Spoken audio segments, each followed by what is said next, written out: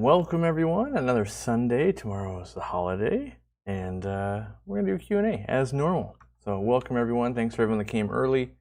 Every hour before, or every time we live stream, an hour before, typically mods, myself, other people hanging out in the chat, discussing stuff, coming up with topic ideas, and just kind of hanging out, answering quick questions and things that don't need to be explained via video. So if that's something you're into, go ahead and check that out. Maybe, I wonder if I should start doing the text notification. Well, that'd be an hour early. Some people don't want to do that, but if you don't know already, down in the description you can sign up for text notifications. We send one out each time we do a live stream. So if you're missing and YouTube's not taking care of you, that's one way to do it. So we'll see you there if you want to be there. All right. Ooh, I want to show something. I'll start the show with something we got in the mail that's awesome. It came with a nice card, and there's information on the back, which I didn't realize till right now. So I won't be showing that. But the thing I got is this handmade. Well, I assume the top is stitched. Well, I assume with a sewing machine, but this one-of-a-kind Murphy with self-described. Was a word used derpy face? I think it was.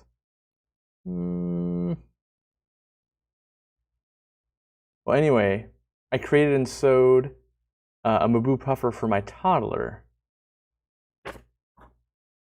That pretty much means I'm a toddler, and this thing is awesome. So it lives up with, I don't know if you guys have seen, I'll move my other stuffed animals because apparently that's what I collect, but I don't know how long it's been since you guys have seen this. Jimmy had this glass one blown for me a few years ago.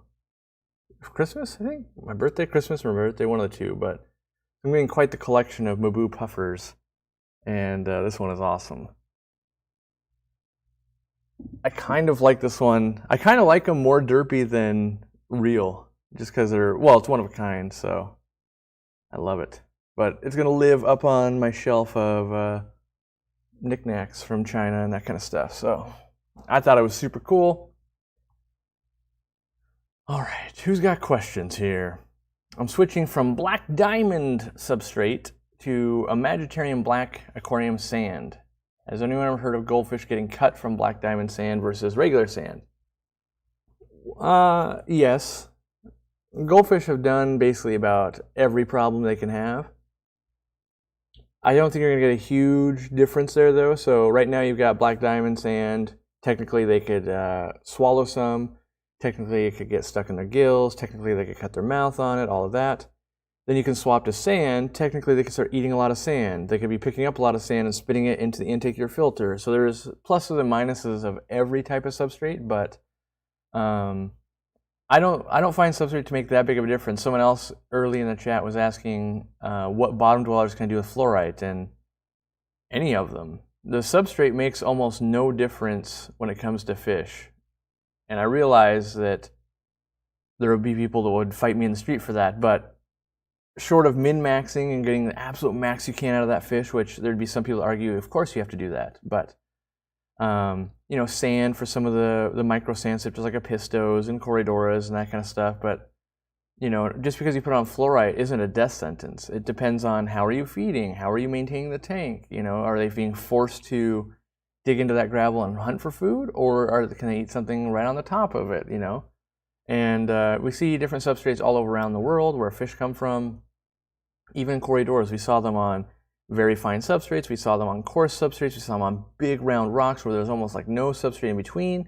All of these things, and different Corydoras, yes, but similar species, and they all seem to be adapting just fine. And in my aquariums, that's been my experience as well. Is I haven't run into where, oh, well, I was having a problem with this fish. Now that I swap substrate, there's no more problems.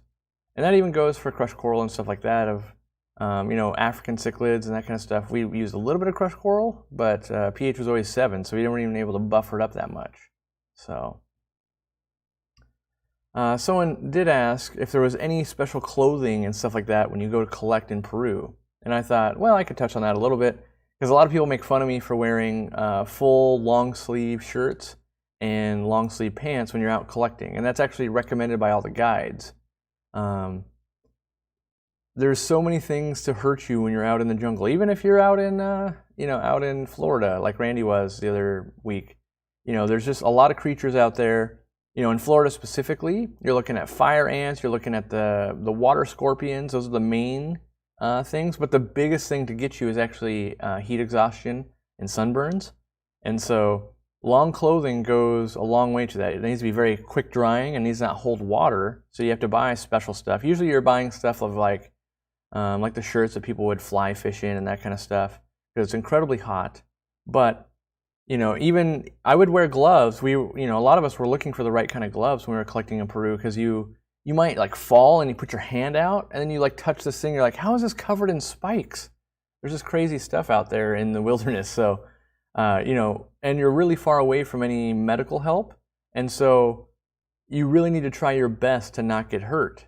Cutting your hand isn't a game ender, but getting a wicked bad sunburn or heat exhaustion will put you out for days. And if after you've spent an incredible amount of money, you've flown halfway around the world to do something like this, the last thing you want is to be in your bunk, puking for 2 days, right?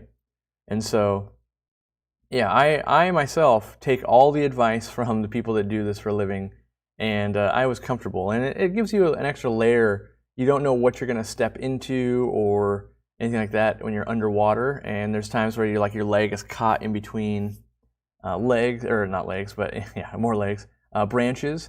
And so even with the extra layers of clothing on, you could still, like, once you get back and you like rinse yourself off, you're like, I have 100 bug bites, because so like the clothes also work against you at the same time when bugs get in. So a lot of times you want to try and close up every part of your clothing you can, because when the bugs get in and they can't get out, they start biting you.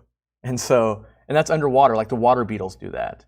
And so they work for you and against you all at the same time, but at least you don't come back with lots of cuts from branches and all the wilderness you're digging through to get to. So not that that'll probably be applicable to that many of you, but if you're going out in your own local water areas, which I'm hoping to do some more of this summer, get the right kind of gear. Get something that will cover you up so you don't come home and, oh, you are sunburned from being in all day. And we put lots of sunscreen on your face, and then you wear a big dopey hat, and you wear sleeves all the way up to your hands, and you wear full length pants.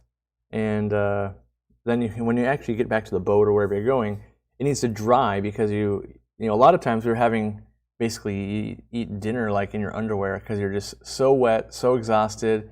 You've seen everyone in every compromised situation where it's like, oh, they're having diarrhea over there in the corner, oh, they're puking, and so it's way beyond like feeling modest. You're just trying not to die. And it's that's what I love, actually. I love the adversity of, you forget about everything else and you're just trying to, you versus nature, and not let nature beat you. Meanwhile, maybe you'll find a cool fish or something like that. So I actually enjoy kind of the filming and collecting and hanging out with people more so than finding that rare fish. Now, that is cool. I would like to find a rare fish, but that's not the reason I go. And in fact, there's people on the boat we were on that they've been going every year for like the past 15 years. And this guy was getting older, and he doesn't get off the boat to really go collecting very often anymore. He just likes sitting on top of the boat, which is a giant boat, and kind of motoring around the Amazon, seeing rare birds and animals, and seeing the fish that come back, and just being a part, and eating the local cuisine, eating like, oh, we just caught that fish out of the river and we're eating it. It's all part of the experience. So if you ever get a chance, which I think they're starting them back up, they say they're going to try a tour in August and then one in January. I might try the one in January. I don't know. I haven't looked at my schedule enough to know yet, but I do want to try some collecting in Florida, which that'll be happening at the ALA convention, which is in October. So if you want to get your hands wet in collecting, maybe try Florida first, because there is something to be said for going and collecting some, mollies or gambusia or, some cichlids out in the water, and then coming back to your hotel room and showering and having a normal meal. Like, that is the best way. Even my wife enjoyed, we caught like a Florida gar and that kind of stuff. We didn't keep it because we can't bring it back to Washington, but you get to see all that stuff. And then you get to go back and have somewhat of a normal life of shower, a normal bed to sleep in, and food, and the convention too. So there's stuff to do. And I think they're doing a it's I think a Thursday collection tour. So you go with guides, and there's all kinds of people there. And then I think on Friday is some fish farm tours. Now, when I went one time, it was kind of lame, the tours of that. But I think it's different this time because it was in Fort Lauderdale when I went. Now it's in Miami, so likely to be different. Oh, I think one of the tours you get to go see Gabe at what's his discus place called? But you get to go interact with them, and so that'll be fun. Yeah. Thank you for the $20, Cody Green, and the new members. Thank you much. Oh, my wife already says I would love to go collecting in Florida again. Uh-oh, now I'm in trouble. So, yeah. It's also a good opportunity because it's only like 4 or 5 hours. It's not a get up at 6 a.m., start like taking boats and cars to get to another boat to get to a thing to go collect. Like, depending on the trip. Like, if you're on a boat the whole time, then it's you motor for a while, then you pull off, and then you go trek deep into the jungle to catch stuff. If the other trip I was on, it was more like getting a van and drive really far to go collect, which was equally fun. Both are fun. So I would not say that, I like being on the boat because the scenery is amazing, but the van is super nice to get back in and have a home base where, oh yeah, water's only, a few blocks that way as opposed to, well, water's back on the boat besides what you brought with you. Have you ever heard of the Hobby Brine Shrimp Hatchery? It's the easiest brine shrimp hatchery that does not need light or air. They are perfect if you want 1 or 2 tanks. Yeah, they're all right. They're like a black dish basically, and they've got this little like white strainer thing that goes in the middle, and you put a little bit of eggs in, and the way it works is, since brine shrimp are attracted to light, you put eggs on the outside of this tray that's about this big, then you put the cover over it. And the light, there's a little bit of light in the center, and they're attracted to that after they hatch. I will say it works just fine for 1 or 2 tanks.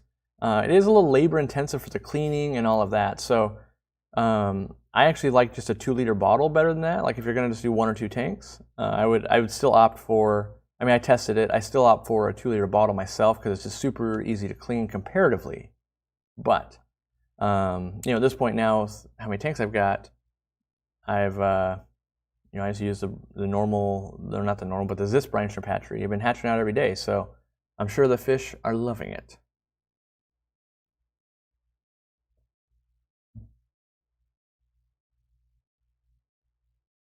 All right. I had an amazing trip in high school to the Amazon, Peru. Nice. Collecting birds. Huh. That's one thing I hadn't done yet. There was, we ended up not doing it on the last trip. Wait. No, 2 trips ago. But it was, supposedly there's a spot that's like, if you go there at 5 a.m., like, I don't know, 1 billion parrots arrive there and they lick the clay or whatever. And supposedly it's pretty cool to see, but we basically opted out of it because we were so fatigued because it was going to be like the last day.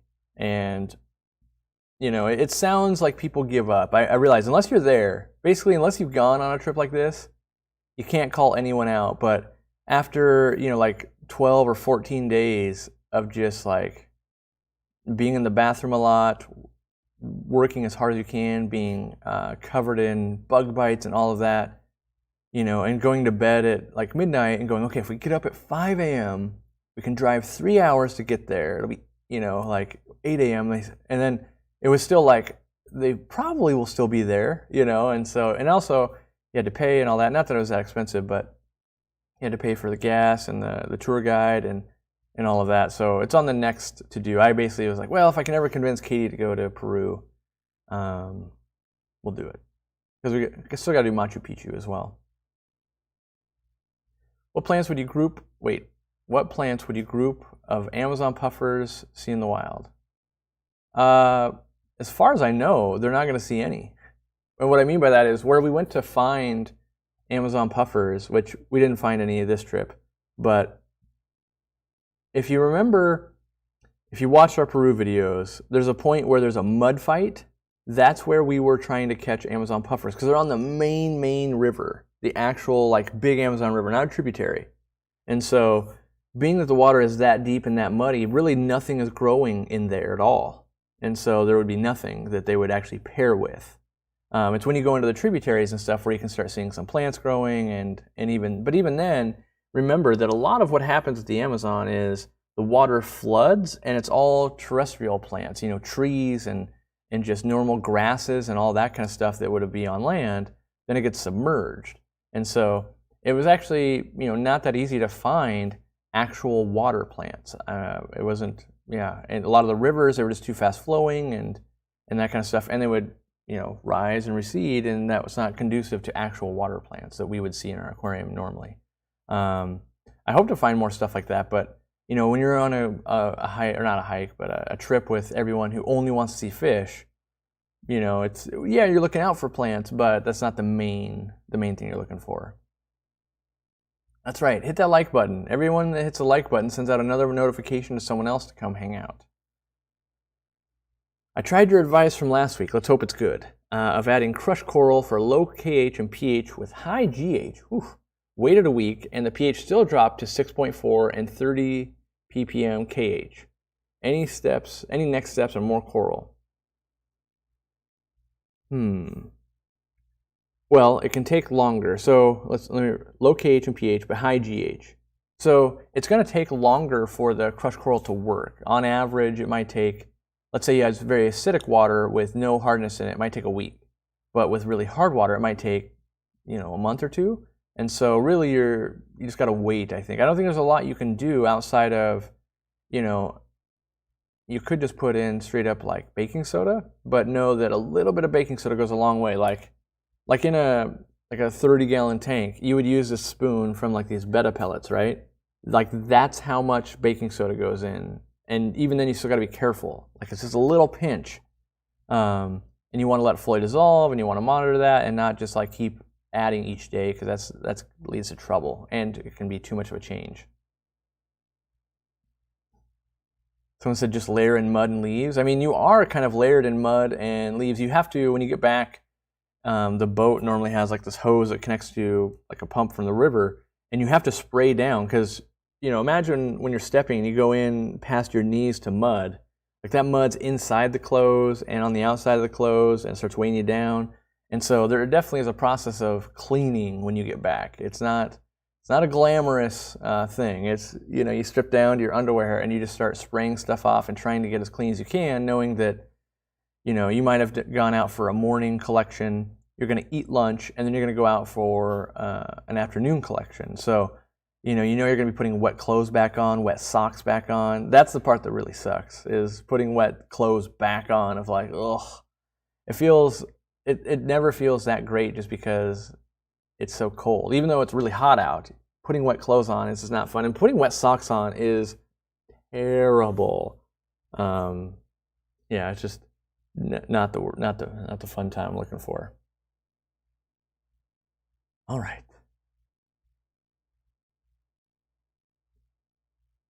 Is your small sponge filter good enough for a 10-gallon with 1 pea puffer? Definitely, Papamoto. Like even that little small one, and you're thinking about it right, is 1 pea puffer and the small sponge works just fine. Even if that was a 1,000-gallon aquarium, which you don't even need a sponge filter, a 1,000-gallon aquarium with 1 pea puffer. But thinking fish load versus filtration, not so much water load or water amount with filtration. Yeah, there is nothing worse than putting wet clothes on. Maybe it's worse when you're at home. Like, let's say you're like trying to think of a situation where, like, maybe at school or a job interview where you're like, oh yeah, I had to wash a specific shirt or something, and then it's like still damp. Putting that on and not being able to put on a different shirt, I think that's worse than when you're out in the middle of the forest, because it already sucks there. But at home, you get your comfort level. Yeah. But wet socks are the worst.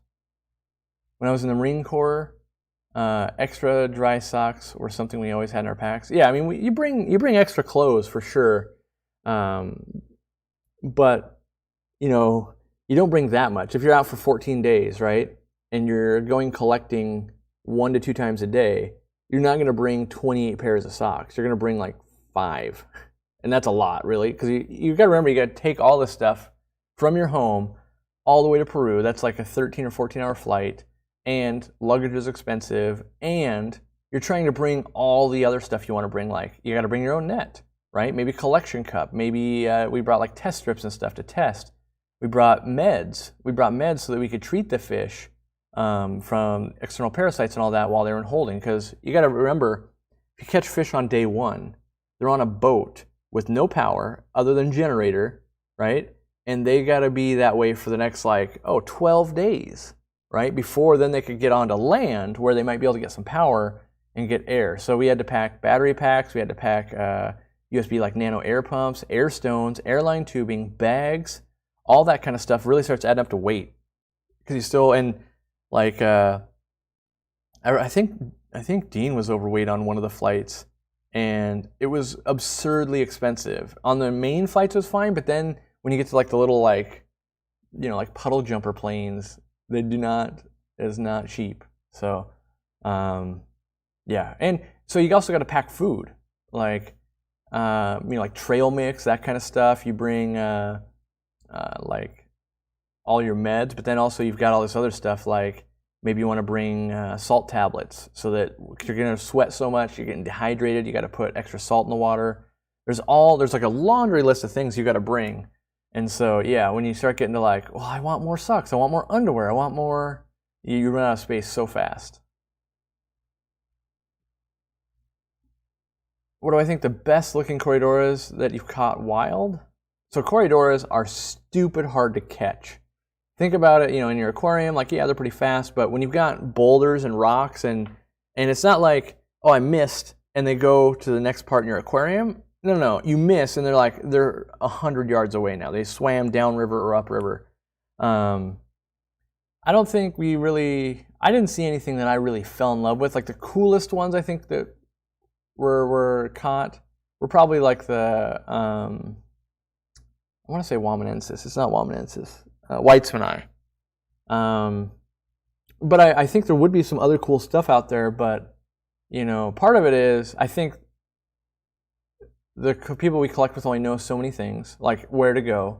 But then some of the other really cool stuff, if people find it, they're not going to tell it because they can collect some and they sell it to wholesalers, and that's how they make their family's income. And so it can be very hard to, you basically have to, imagine tomorrow you're in a different state you've never been in, and you're not allowed to ask anyone. And now go find cool fish. It's really hard because you don't know, like, oh, is there even any fish in this pond or this lake or this river? And so there's a lot of days where, you really catch. It's not that you don't catch anything. You catch nothing you want. You'd be like, cool, that's an apistogramma that's just brown, right? Or that's a bunch of silver tetras, I guess. So usually every day there'd be like one cool thing of like, wow, that's actually pretty neat. And then there would be people that would just want everything. Like everything we catch, I'm taking it. And that's very expensive to ship home. And so it's very expensive to ship home. And then you just have way too many fish when you're trying to put them away in your aquariums. So I don't recommend that. Was wasting disease found in wild fish? Not really. The most things we saw in the wild was lots of chewed up fins. So, we think in our aquarium like, oh yeah, they need to be pristine. In the wild, there's always predators. And so most fish had fin damage to them of, getting chomped on. Yeah, did we feed the fish? We did bring some food. We didn't feed them a whole lot, but we did feed them. And water changes, so that's another part you probably don't think about is you do more water changes on a boat than you've ever done in your life. You're changing water on all these coolers and all these things at least twice a day, at least. So some of the times when you're catching the fish, maybe the water where you're catching them is really bad, and so you have to get back and automatically start changing the water right there. So there's a lot of prep work, like, we talk about cleaning yourself off, but like the first people that get cleaned off, they have to start putting fish away, and you got to start sorting them into bins, who's going to eat who, whose fish are these. So, one, you don't want them to eat each other. Two, you want them to go in a bin of like, oh, these are Corey's fish, put them in Corey's bin. Oh, those are Dean's, those are this person, this is this person. You keep sorting. And then, you got to make sure your air's set up, and you got to check on the water, and it's just, it's a lot. It's kind of like a super huge dose of the hobby all in a week, and you kind of come home, and you don't even want to deal with it, but then your fish are landing like a couple days later. And so, and the rule is like once you take that fish out of the water, you have to take it home. There's no like, well, you know, I found something cooler later. Like, so you really should be picky on what you're bringing back, because then you have to take it home.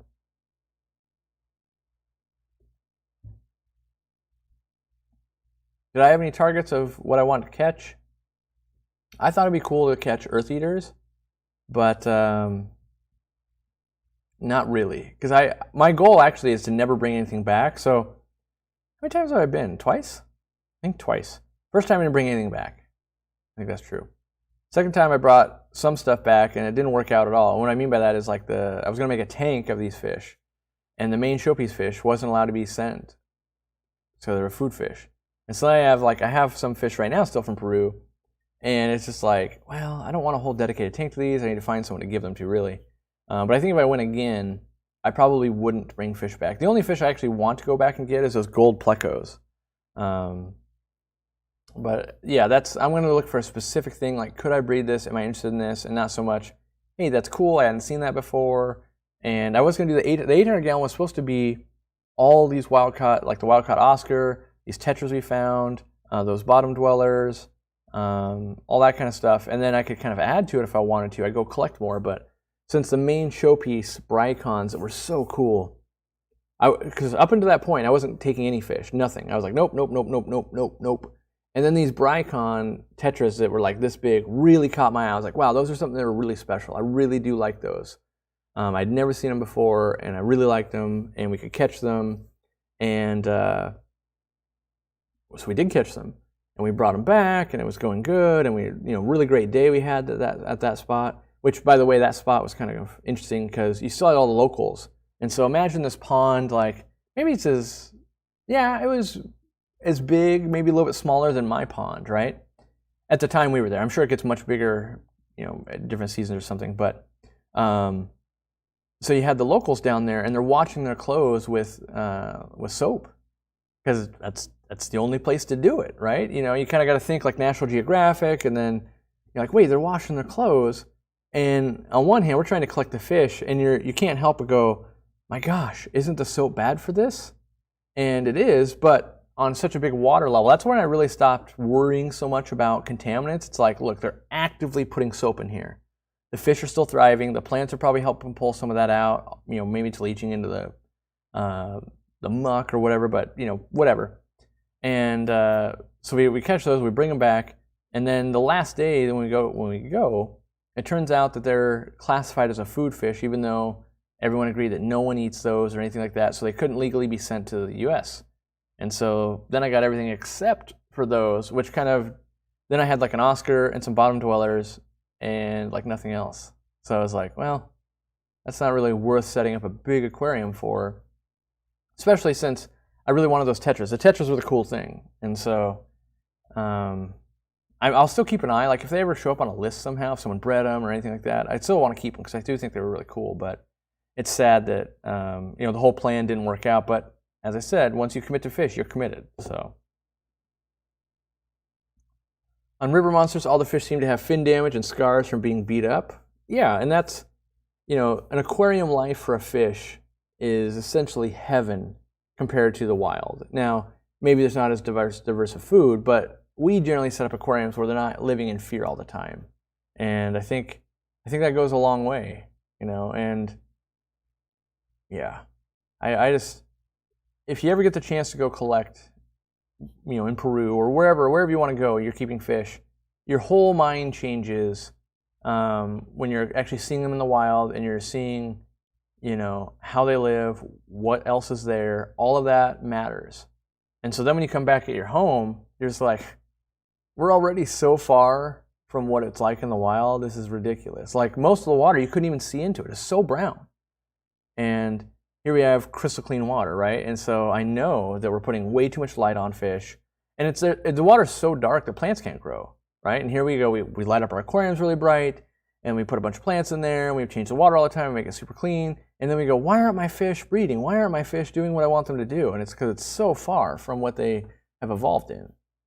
So that's where a lot of times like botanicals and all that kind of stuff, it can help, but really even the brownest water we see in an aquarium is not even close to what it's like in the wild that I saw. And most pH, by the way, was close to 7 or above on almost everything. There was like 1 or 2 places there was under 7, but even, I always thought, oh, this is the Amazon, it's going to be really acidic, and it wasn't. So that was very interesting to learn time and time again of like, wow, the internet says this, and it's not what we were seeing. It was very interesting. What did I do with the Tetris once you found out you couldn't bring them back? I actually don't know. And so we have lots of theories like, maybe they got sold or sent to another country. Because they were, I believe they were just like illegal from importing. Well, no. I believe what happens is the US, like, they're obviously not going to break any laws.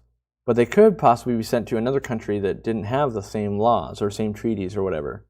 And so they were left at the wholesalers, and we paid to have them shipped and all of that, and they just stayed there. So Dean has a hypothesis that guy sold them to someone else, like, because they were really cool. They were really cool looking, and no one had ever seen anything like it before.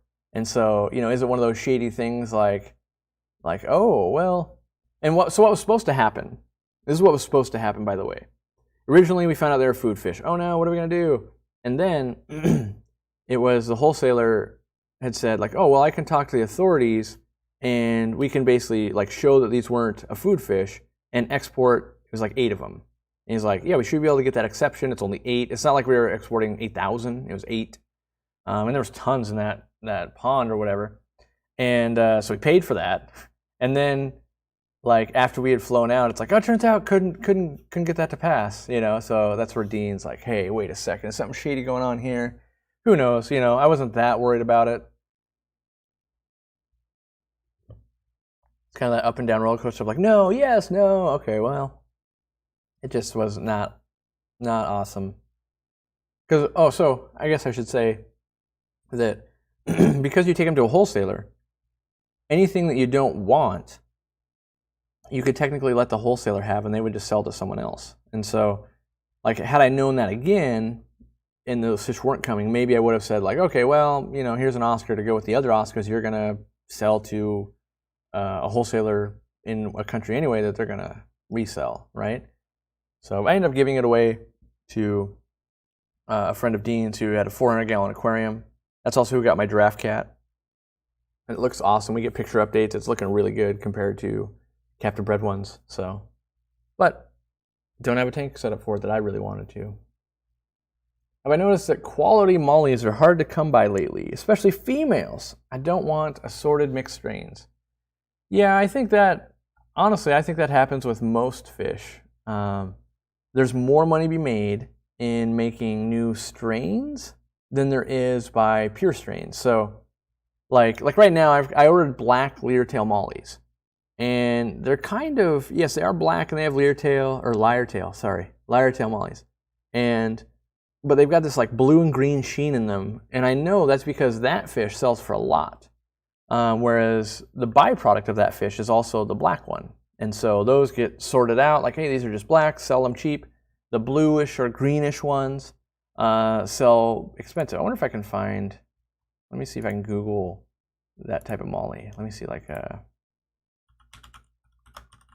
have to guess what they'd be calling it. Midnight blue molly. Oh, Goliath 4 might have some. Let's see.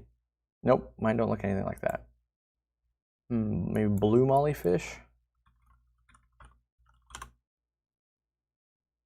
Nope. I really want to find it though, because it is cool. Green. Let's try green. Nope. Can't find any. Anyway, it is becoming, well, I don't know if it's harder. It's just from a farm standpoint, that kind of stuff, you'd almost want a big mix. And it's like that way for angelfish too. You find all these mutt angelfish instead of silvers, blacks, koi. You just, like, there's always like, oh, this is a clown, this is a smoky, this is all these weird things. And it's because if you have a smaller smaller population maybe that's consuming fish, if you breed like a koi angel and a a black angel together, you're going to get blacks, you're going to get koi, you're going to get everything in between, and then you can sell all of those different things. Like you separate them out, and then you're like, look, I sell. And if you do a long fin gene, you'll have like, oh, I have short fin silvers, I have short fin blacks, I have long fin blacks, I have long fin koi, I have short fin koi, and you can make your price list look huge, but they're all sharing the same muddy genetics. So I think it's a money thing. Got something in my eye. Still. There we go. So many nerds, it's awesome indeed. Welcome to the new members, and thank you again, Cody, for 20 bucks. OP. Is that original poster or overpowered? It looks like overpowered because it's got a robot. By the way, we've officially started booking guests for the club. Well, there'll be more. I think we're going to announce that kind of stuff next Sunday of the club feature and all of that. Or at least the starting of the club. Not all the features yet, because we haven't fleshed everything out. But so we've already booked one for July, I think. I think we're officially starting the speakers starting in July, I think. Still got, still trying to line stuff up. We'll probably be taking some polls and things. We know some very good speakers, but they don't necessarily always speak on what we want. And so, like, do you guys, as a collective club, want to see someone present who has bred and kept shell dwellers for a long, long time and done really well? Or we want to focus more on community fish and plants and things like that? So initially, we're at least going to start there. And then we'll kind of take the club votes or something like that. We'll get a feel of, like, do we want to see a talk like this or don't we?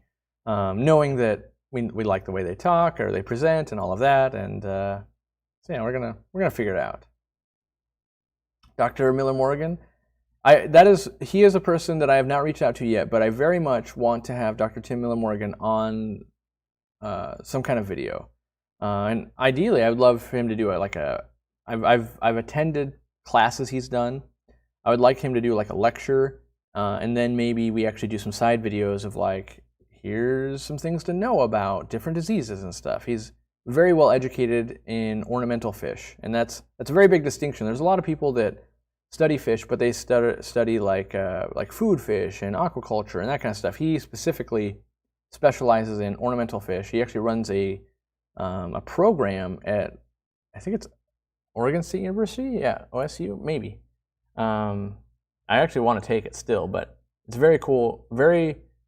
He's the right level of nerd, like totally approachable and nice guy, but not so nerdy, because there are people that are so nerdy that'll be like irritated that you don't know the scientific names and you don't know different things, where he does not have that about him at all, which makes it very easy to learn from, which I really like. Welcome, Damien. Finally became a member. Have I ever seen Maboo puffers in the wild? Well, I've seen like a video on YouTube, but I've never seen myself. That is on my list of that would be ridiculously cool to see. I do at some point. Hopefully, it becomes safe or not safe enough. It's one of those things. Like I always say stuff like that, and then they'll get people messaging me like, "I live there. It's fine." Like yes, I hope there's a point in time where it makes sense for me to go to Africa and check out a bunch of stuff, because even though I make my living from community planet tanks and all that kind of stuff, and I do love that, I also really do love almost every other type of fish. And so, like a big portion of my life, probably 6 or 7 years, which that's what 20% of my life was only African cichlids. I kept some community tanks, but it was mostly African cichlids.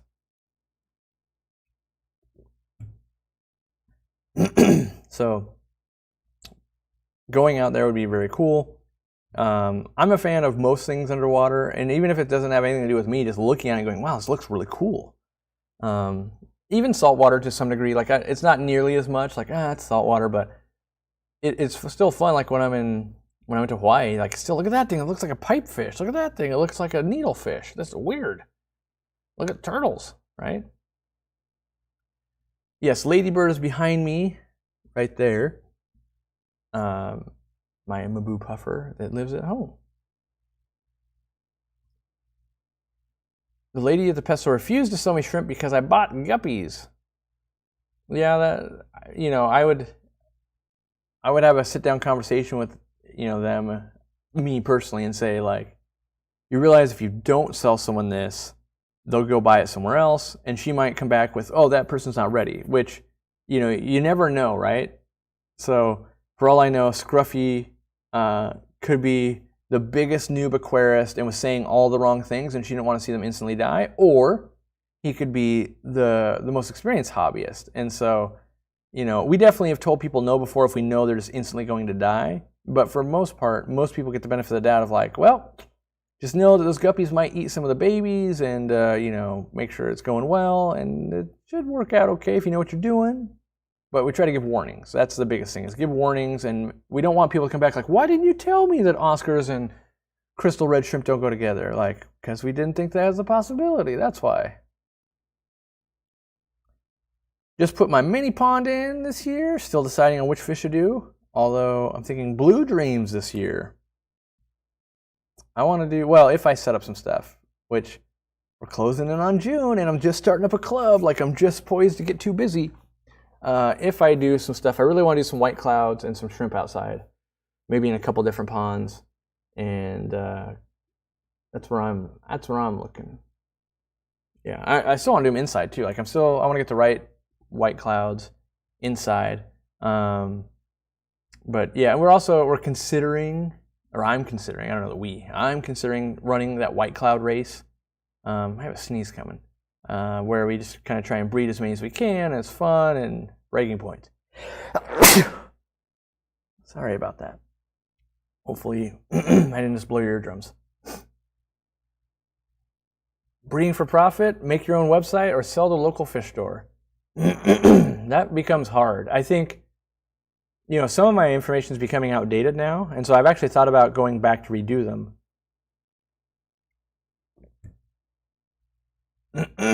Man, I don't know what's going on with me today.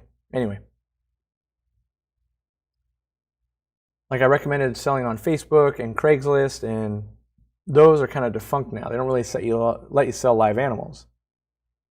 There, now I got it. Fine, I'm good. All right. So anyway.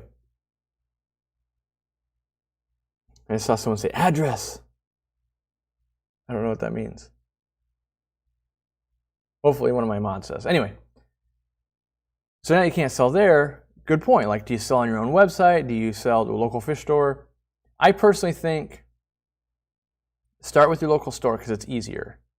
If you can start supplying more than they want, which is pretty easy to do, you can then approach them and be like, look, I made 400 angels. You only bought 70 of them. I'm going to start selling some online, but make an agreement like, hey, I won't sell to anyone in 100 miles of you or our state, right? And so that way they can still buy from you, and you won't be competing with them, but you can sell the rest of the country, right? But do know that selling the rest of the country is a lot of work. Or it can be a lot of work, I would say. It's not always, but it can be. It seems easy if you've ever shipped like 1 or 2 boxes of fish. It's another thing when you're shipping 11 boxes of fish on a Monday and you start at 8 a.m. and you're like barely making it to the post office in time.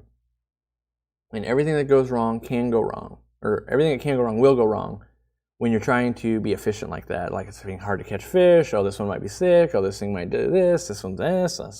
Customer wants to change this. This is going on here. And all of it adds up. And a lot of times when you get to the end of it, because people, if you factor in like the work that you do that day, you're like, hey, I made 20 bucks an hour. But it's like, no, you had to raise that fish for the last 3 months. You made $4 an hour. But if you're going to do it anyway, then yes, you are just getting money. So whereas a store, yeah, you're raising them up, and typically you just, boom, take them 70 of them. Wow, okay, perfect. You made good money, you're done. And that, like going to the store might take you, like it takes Dean about 2 hours to prep all the fish, bring them in, boom, done. And he, like, on average, I don't know if it's on average, that might not be true, might not be factual, but there are definitely like a 2-hour stint where Dean will come in and sell us like $1,500 worth of fish, right? And so that's pretty good money at that point. But then there's other factors too, like if you want to see the hobby grow in your local area, one of the best things you can do is breed fish. I want to see the hobby grow in general, right? So I'll spend a lot of money to acquire something, breed it, and then sell it for much cheaper at my store. Then we'll have people fly in and all that kind of stuff, and then eventually they'll start getting around the country. Like the Vienna guppies. Brought those in, cost me like $500 essentially. Well, it's more than that. It's like 400 and some euros. But now there's different people around the country breeding them, and it's proliferating, and that's one of the ways you can support. So it's not only like, oh, I'm making $4 an hour. Like for me, like let's say I didn't have this job in this company, right? I would still keep some fish. I have no idea. That's not true. I know it wouldn't be as big as it was right now, and I wouldn't have an 800-gallon aquarium, but maybe I would have 14 tanks, right? And I'd still be making fish, and at some point, you have more fish than you want to take care of. Selling them to a fish store and that kind of stuff and getting some money back is a good thing. And so it might not be profitable, it might not be paying my mortgage, but it might fund, I just bought a pair of discus for $100 or something, right? So, if it's a full-on business, it can be pretty difficult unless you know what you're doing and you've got some advantages going with you. If it's, a lot of fun, if this is my hobby anyway, like let's say ping pong, like ping pong's my hobby, right? If I get to play ping pong all the time, and then one day someone says like, by the way, if you play Tuesdays, I'll give you $50. I'd be like, well, I'm already playing most other days. Like, all right, yeah, I'll do that. Same thing with fish breeding. If you were already doing a lot that, the money you get from it seems really great. If all of a sudden I got $50 a day to play ping pong, but I couldn't work another job, because let's say I had to play ping pong 12 hours a day. That is like fish breeding, where that won't pay my bills. I can't do that, right? And so that's the difference between fish as a business and breeding for profit, like actual profit and paying the mortgage, or just like profit in that, like, hey, I'm going to go buy new fish, I'm going to buy new things, I am funding my hobby. Like, and maybe it's that. Maybe I should make the new series and go through it again, because we have better cameras, better audio, we'll have better overlays. And maybe I'll script out something that's like, breeding for like continuing your hobby or funding your hobby, not so much profit, because it can be done. It just, if I watched 100 people get into, I'm going to breed fish to make a living, one of them probably makes it. And you might be that 1 out of 100, but there's going to be 99 of you who aren't. Now, if we were to go breeding fish to fund your hobby, it's more like 80 out of the 100 probably are successful with that. I was like, hey, I bred endlers, they bought fish food, next time I bought a new tank, I did this, I did that. That happens a lot. And so I do think that is fairly achievable for a lot of people, depending on where you live. If you live in the middle of nowhere, it's harder than if you're like, I got 10 great fish stores around me. Cosmic Waffle 26, welcome. And thank you for the super chats, Cody. Showering me with love today. My local fish store corrects people if they don't use the scientific term. They also sold me Corydoras habrosus and got home and realized they were my brain is not working. Plateaus. My brain can't. Paleatus or pygmy? I kind of wish I was Gordon Ramsay and I could just like go to the local fish stores that will only, they're like kind of more elitist, and just yell at them. Because like, I honestly don't think knowing Corydoras paleatus versus a salt and pepper Cory makes any difference to the person at home ever. Think about how many things in your life where the scientific name, like let's say plants. My wife is into plants. I have no idea what the scientific name of a peace lily is, but I know what a peace lily is, right? I know what mother's tongue is. I know what a spider plant is. I know what pothos is, but I don't know the whole scientific name of pothos. It makes no difference to making money and all of that. By purely adding that barrier, if you add that barrier, you're only losing customers and frustrating people in the hobby, because they're going to feel like they don't know as much. And I think that's a non-winning situation for that store, and I wonder if it would even work. I doubt it, but I wonder if you had like a nicely written email and be like, do you realize that the way you approach fish names and everything makes barrier of entry hard, and I spend my money at a competing fish store because of that. There are, a certain amount of the population that would just set that aside and be like, well, they weren't meant to be our customer anyway. Yeah, it just blows my mind because I see it in like a lot of like the upper end, maybe the African cichlid hobby, the plant hobby, all of that, where it's like it's almost like a prestige thing to like, oh, I don't use the normal terms. Like I don't think that's the way, and that's the thing, especially when you're a business. Like if you just want to be an elite hobbyist and talk down to other people, like that's your own thing. But if you're a business, I won't be sad if you're like, I went out of business. Like, yeah, should have called them, you should have just called them a Jaguar cichlid, and not go scientific name on them. No one cared. No one cared but you and the wholesaler to make sure you got the right species. It seems like Cody wants to pay for your next fish room. I hope there's never a new fish room. It was so much work. Still work. It seriously, took longer to build in my store. Yeah.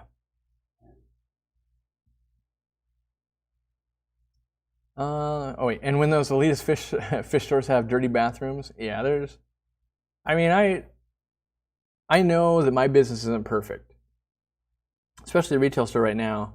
I know there's a lot of things I want to upgrade and fix, and we need more space, and there's so much to do.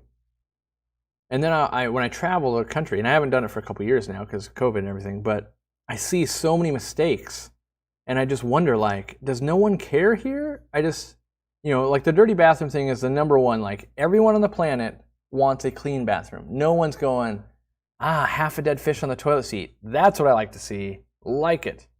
Or oh, there's no soap in the bathroom, and there's there's toilet paper on the floor, and no one in the world likes to see that. And then there's things that are more nuanced of that checkout line, that's not really, you don't really have any upsell items there. You're not doing this. There's a bunch of stuff. And even Robert was here Friday. We were going over metrics, we were looking at things, and we're going, how do we continue forward and make things better? And part of it is looking at how our employees doing, part of it's looking at how is our store laid out, part of it is where do we think customers are going to change, how do we think we're selling more of this, less of that, is it placement, is it what we're recommending, is it all of these things, right? And I just wonder how many stores are actually going over that in a meaningful way and having meetings on how their store is going. And me and Robert might only do it once every 6 weeks, but I just really wonder in these stores, are there being sit-down meetings and looking at trends and data and getting input? And we were going over reviews. We received a review that was not favorable. The person came in, they drove in, and they came in and they felt like they got ignored. And so, it came in on a YouTube comment, and so we went over that. And we go, okay, let's show this to all the employees. And we don't know who it was, but we just need to go look, someone came in and they didn't get the service they wanted. Let's, as a refresher, let's make sure that we're doing our best. And they said that someone got helped after them, and so we have kind of this line that forms outside the store and these pagers and everything. And so if we skip the line somehow, that's a failure on us. We need to make sure that doesn't happen. Now, yes, could it be that the customer's mistaken? Could be, but as a business, it's always better to focus on yourself. Because if we did something wrong, we corrected it. If we didn't do anything wrong, we're just reaffirming that we're not going to do it wrong in the future. So that's, I don't know. I just struggle with stores, and whenever I see stores go out, I'm always sad. But then I usually can go yeah, it makes sense. All these things, in my opinion, were being done wrong. And I don't know it all, but I do know that you can only have so many mistakes before you go out of business. And so I try to eliminate as many as I can. Right now, we're limited by space. That's really hurting us. That's mainly and we need new tanks. When I opened the store originally, I bought used aquariums, right? So I bought used aquariums from a fish store before we opened because I had to save money. Here we are. Store's been open, it's either 7 or 8 years now. Same aquariums. They're looking really run down. They were used to begin with, and then here they are being used much more. In another few years, we're going to be getting a lot more leaks and all that kind of stuff. So we're trying to be proactive. And so last month with Robert, we took down a 55-gallon, showed him how to put in a custom background, and do all of that. And so that's the first step. And then I'll teach him, make sure he knows how to drill aquariums, and then we'll start buying aquariums and replacing them, just so that the store has a kept up look instead of like, oh, it's that store's been open for 15 years and everything's crusty and old. Let's refresh it. And we would have already started that, but it's actually really hard to buy aquariums right now from the delays from COVID. So we're waiting on tanks to become in stock before we can really start that path. And it doesn't have to be overnight. It's not like we got to redo 100 tanks in one day. But if we do 5 a week, right, we'll be done in like a year. So that's what I think should be going on in a lot of stores, is continual improvement, fixing, touch up paint, all that kind of stuff that often is let go in fish stores. And it's weird to me that pet stores, we almost have this, like, we allow it to look worse than if it was a restaurant, right, or something else. It's like, if the restaurant looks bad, you're like, I'm not eating here, this place is.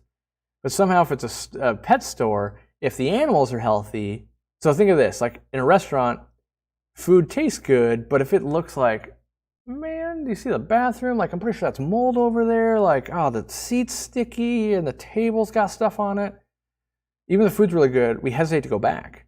With a pet store, if the fish look good or the pets look good, we allow the rest to be a train wreck for some reason. And, well, I say we allow. They never reach their full potential, but in general, a pet's kind of a one-time purchase. You can go in, like, yeah, they had a rad chameleon. I bought it there. It was a good deal. Worked out, right? So I think that's something that hopefully is going to change. And I do think, like, Petco, PetSmart's, chain stores like that, they do a decent job. Now, they have the opposite problem, in my opinion. They will make everything else look shiny. The floor is clean. The products aren't really stocked right now, but they got good layouts and professional employees that at least look presentable, and they don't have like that's where all the rats smell and all that. Like, they at least fix all those problems. But then their actual livestock is a train wreck. And that's the scariest thing, though. If a chain store can get their livestock doing really well, like not globally, but like nationwide, not just like this store here rocks, this one rocks, and all these other ones are bad, but like they get it all done, they'll be unstoppable. That's the thing, is if they actually get the livestock to be really good, get good diversity, get good plants going, knowledgeable people, they've got the physical layout and the looks and all that, that's dialed in. They would be unstoppable. So that's, and that's what we try to do, is like, okay, well, how do we try and keep up aesthetics? Because aesthetics are expensive. We've got the employees, we've got the fish. Got to keep that other end up. And it's a constant battle. You wouldn't think about it, but like, you remember when we bought all those betta racks? 2 months after we installed them, someone graffitied the side of one, writing like, F you, this store sucks or something. And so we had to like cover it up. And so you always have like those types of things going against you. You're just trying to stay alive as a fish store owner and like keep fish healthy. And then you're like, what is going on over here? And what's this happening over here? And so it becomes if you're not actively working on maintenance every month in your fish store, you're falling behind. And not aquarium maintenance, but overall facility maintenance. We have to replace toilet seats. We have to, all these little things you're like, you don't think about, but it's like, well, you have a public restroom. How many times a day is it getting used? Over how many, every 2 years, you got to replace the toilet seat because it's getting worn out. It's just that kind of stuff and people forget about it. Like, it's the public bathroom. Because we have a public bathroom and we also have an employee bathroom in the other, like, storage side. And so, yeah, I like talking about business. I know drives some people nuts, but that's all the stuff that you got to do when you own a store. Yeah, who graffitis a fish store? That's what I'm saying. Like, for all we know, is some kid that was super bored and their parents were shopping and they were just bored, and that's what the kids do. We have no idea. We have cameras there now to catch if someone's going to try to do it in the future, but not doing it. We haven't seen it since. Hope people realize that what you're saying is good for all sorts of business, not just fish stores. Well, yes, yes, all stores, all public spaces should be kept up and all that kind of stuff, but I focus purely on the fish store or pet store aspect of it because that's what I'm so familiar with. And that's what, I don't go like, I don't do a tour of the country and be like, let me inspect these restaurants. You know, I'm inspecting fish stores. 1, to see if they got any great ideas. 2, just because I kind of like to look at fish anyway. But then 3, it's like, make sure that, like, okay, we're not doing that. Okay, good. Let's avoid that. That kind of stuff. Getting messages. All right. Anyone have suggestions for adding calcium for neo shrimp without changing the water parameters? I don't, well, I assume you mean not changing any water parameter. If it's just not changing like pH and stuff like that, Wonder Shells will do that. Zoomed Banquet, Plankton Banquet Blocks will do that. Those are the 2 I would use. I'm not a fan of Cuttlebone because it dissolves way too slowly to even be helpful, in my opinion. Do the employees have a bathroom Game Boy? No, but they do have a big screen TV with the old NES console and I think a Switch hookup for their break room. They also get free drinks and fairly comfortable chairs. I'm trying to think what else. Not so much else. I mean, we do give fringe benefits so they can order like Uber Eats a couple times a week, that kind of stuff. Uh-oh, I received my zip-up hoodie this week and I've worn it every day since. It's a high 70s in Hollywood Hills. Yeah, it's when those sweat stains, you know, when you get the sweat stains in your hoodie, that's when you're a true nerm. Yeah. Oh yeah, they have NBA Jams too. They have NBA Jams, the arcade game there. Do they have anything else? Not really. We need more space. Like I do want to, you know, build out maybe more of an arcade or more of that fun stuff, but we just need more space. So, what's the most random accidental spawn that made you the happiest, either in store or your fish room? Probably the one I can think of is Barbados Corydoras. So they're a cool water cory, and they laid eggs all over the glass, and I was able to raise them up, and that was one that I've been trying for quite a while. And so when they finally did it after I wasn't even trying anymore, that was really nice. I'm sure there's some other at the store, but now that I've been away from the store for a few years, I forget a lot of like, oh, that was super cool. Because it's like, I swear my brain is being replaced by like newer events. Like, oh yeah, I remember when that happened at the store. You know, now it's like, oh yeah, I remember that one happened in my fish room or, you know, whatever. I honestly don't think I've ever heard anyone say NES before and not NES. Oh, that's a whole level different. That's a whole level, another level of nerd. Yeah, the NES, Nintendo Entertainment System, or the NES. Yeah, it's NES and SNES. If you're a super dork like I am, I guess, because I don't even play them. I haven't played them in probably 30 years. But yeah. What happened to my cheek? Oh, right here. Yeah, that's where I had a zit. So yeah.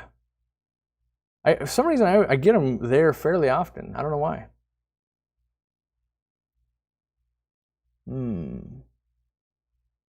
Is there a certain fish you're looking to get into the urban fish farm? I'm looking for a lot of live bears. The one I've been looking for forever and a day is, I had it before I had opened the store. I got rid of it to open the store. Is like these orange metallic platies. I still check Aquabid every week for them, going, please let them show up again. They were the best fish.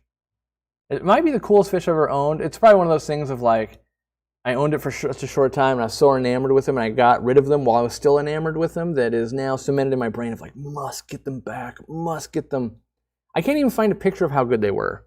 And really, they were probably like, so if this is a normal platy, they were probably like here, but in my mind, they're now up here. Like they were so good that, yeah. And I don't know how to explain it because I've had people like, is this it? I'm like, not even close. It was this like orange, like metallic flake paint color. Yeah. Nintendo 64. Yeah, I played a lot of GoldenEye and a lot of Tony Hawk on the Nintendo 64. What's up with you and Swordtails? I don't know. What is up with me and Swordtails? I mean, I've got Swordtails I'm breeding out in there. In fact, you'll see a video, and I spent like probably 10 minutes of the video sorting Swordtails and working with them. I'm not a huge fan. I prefer almost every other library to a Swordtail, but I still, the Swordtail is still all right. I still keep some. How can you and your crew be so awesome? I don't know. Yeah, the fruits you can't have. I think in general, we try to have, one, we try to pay well, try to have great benefits. We try to do, like, from the employer standpoint, what's as best we can do, because it's not the best. Like, I do think at some point, if the aquarium co-op can make more money and we can figure out more logistics and the company gets bigger, I want to try to provide more like time off and that kind of stuff. Like right now we still do 12 paid days off, but my problem is most people at the company outside of like Randy, Robert, I'm sure there's a couple others too that I'm just blanking on, haven't been around for more than about 2 years. But what happens when people are like, oh, years 5 and 10 and 15, they got to start, well, they don't have to, but I think one of the biggest benefits becomes at that point is like, oh, I get 3 weeks off or 4 weeks off a year. But right now we're a small enough company where if someone takes time off, we really feel it. So even right now it's like, we can't have like, oh, half the warehouse crews all taking Memorial Day weekend off. Like we'll come to a screeching halt. But if we get to, I think right now we have like 15 warehouse associates. Or people working there. If we were at 30, maybe then, oh yeah, 4 of them can take it off, and we won't just absolutely fall down. So that's one thing I want to work on though, because I do think more time off is, I know it's beneficial for me, even though I'm not doing it, but I'm hoping to find the way through that, because right now it seems very difficult to pull that off. Time off would make me twitch, no thanks. We do pay, by the way, we do pay, so people don't use their time off, we cash it out for them. So it would end up being, it's either more money or more time off, but yeah, making that work, we want to figure that out. Yes, consider joining the forum. If you want questions answered that I haven't been able to get to so far today, I will still try for another hour. But sometimes you have a really in-depth question, pictures and more stats help more than you can get in a 2-line sentence on YouTube. Plus there's lots of other super knowledgeable people. There's even like, for lack of a better term, like other deans on there where they either bred a ton of stuff or they're like really good at DIYing stuff. And each person brings their own layer to it. We've got a guy on there that's really, really working hard with rosy barbs and white clouds that I nerd out looking at his posts. And there's just different people focusing on different stuff, so it's pretty cool over there. Hit that like button if you haven't already. Yeah, I'm still in my 30s. I've got some way to go. I am trying. I don't know if I'll be successful, but I am trying to get to a point where I'm, for lack of a better term, retired at age 40. So that's 2 more years. And I'm not going to stop. Like I realize I probably can't stop YouTube. Like that's not replaceable, but I want to get it to the point where the business, for the most part, runs itself, and we're getting there day by day. And I just focus on like, I want to work on a product today. I want to make a video today, and not so much like, here's an HR issue, here's a tax issue, here's this, all that stuff that I don't enjoy. I want that to be like, no, this person over here, handles that. No worries.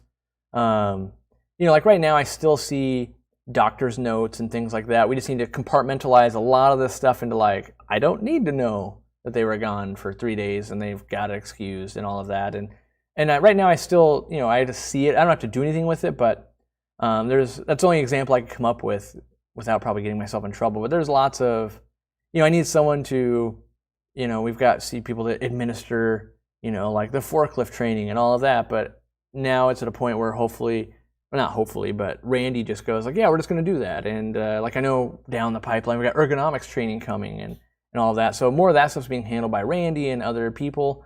And so it allows me, now that I'm done, I'm done moving, not done unpacking, but I'll be able to focus more on advertising. We've got, maybe someday we'll have a tech department. Like we have a new website basically that's going to launch next week, a new redesign for the store that we have. So it'll be nice when basically the goal would be I could not work for a month and not have the store come to a screeching halt. We're right, or not, right now the business kind of does. Like, wait, no content came out, now this happening. Who's making the decision on these products? What about this? So, and it didn't help that we put cargo containers on my property. So there's people, coming and going all the time. So that's not helping me get away from it. But hopefully within the next couple of years, we find a new, bigger warehouse. All the storage happens at the warehouse. It's not so much where I don't park my car in the garage because there's a forklift in there right now. So stuff like that. That's the kind of retirement I'm looking for, is like get to the point where my retirement is like, I'd like to put 40 hours in. If I could just put 40 hours into the business a week, that is basically retirement for me. All right. Best thing about Aquarium Co-op is you can openly ask questions, not worry about criticism or judgment.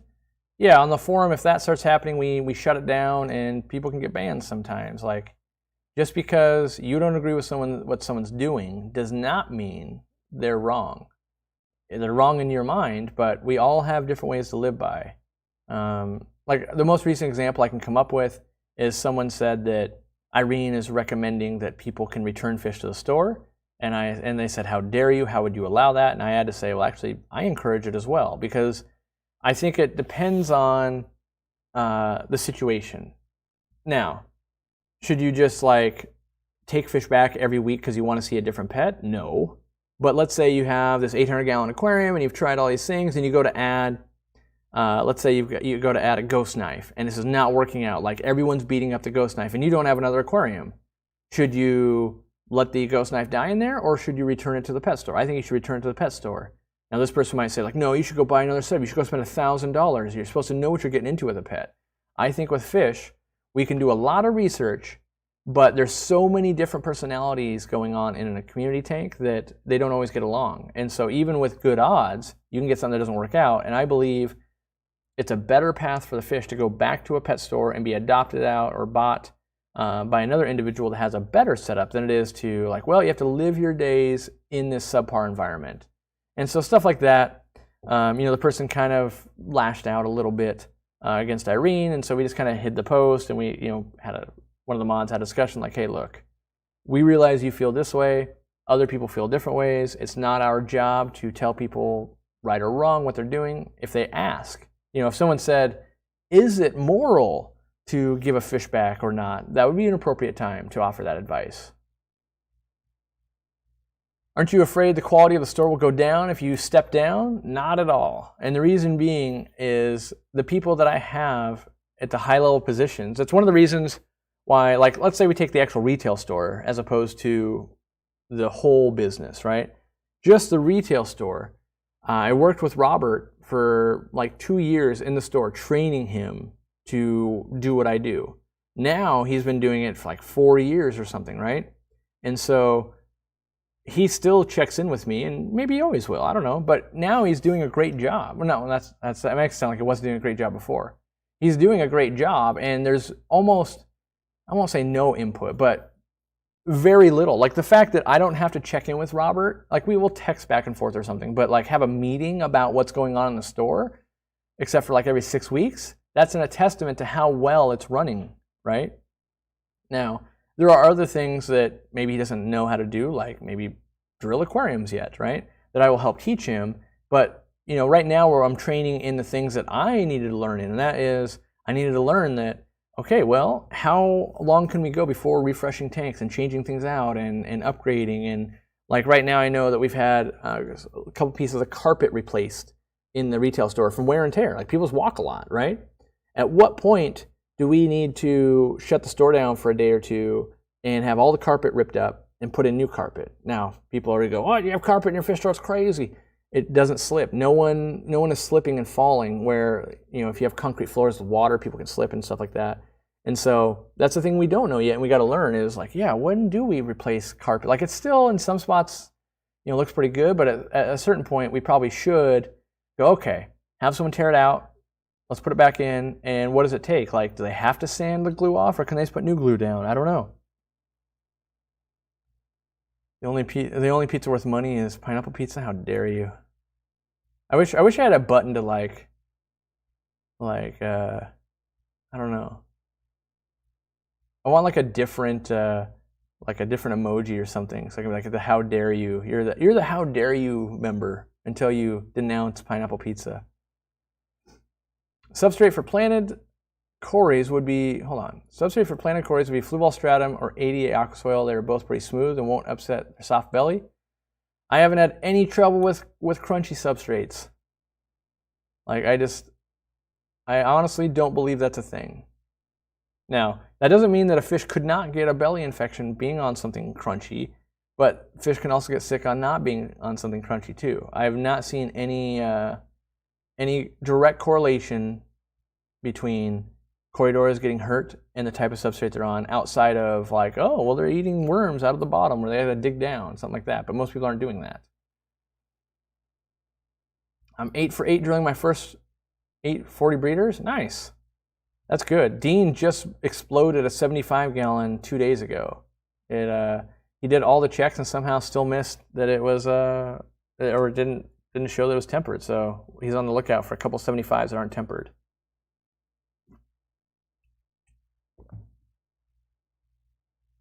Barbecue sauce?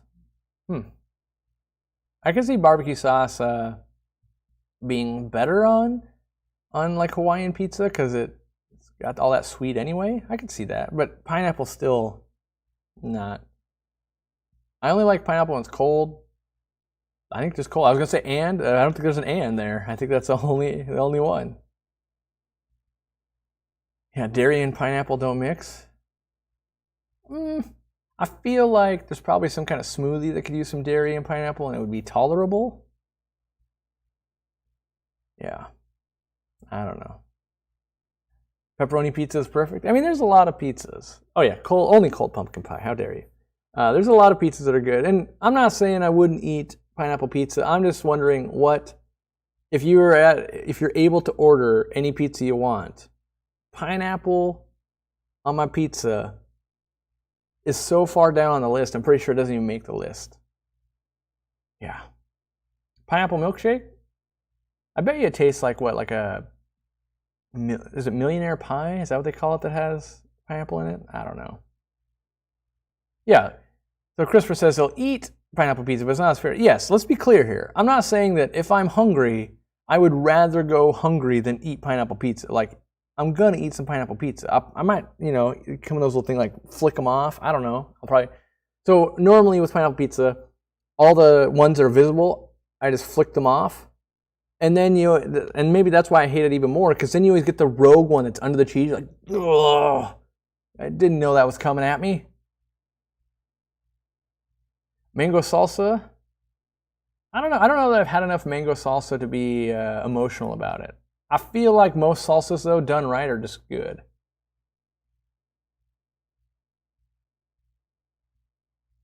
I'd rather starve than eat pineapple pizza. Well, that's beyond me. I'll eat it. Don't worry. What about pineapple on cheeseburger? I don't think I've ever had it. I don't think I've ever willingly had it.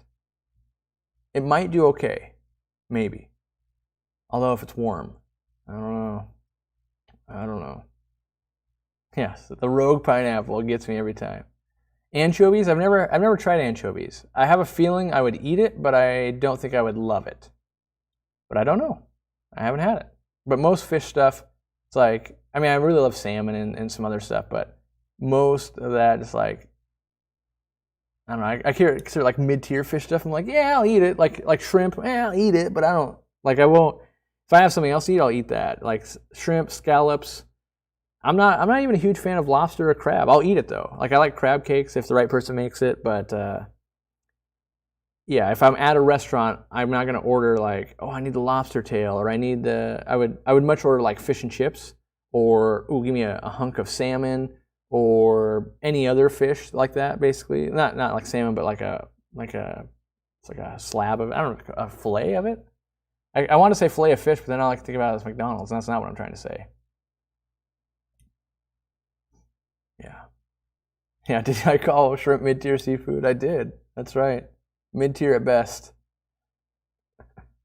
Yeah.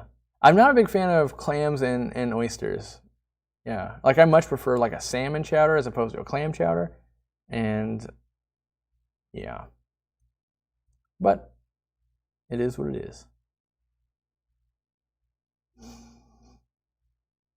looking for a fish question. We're being consumed by pineapple and seafood.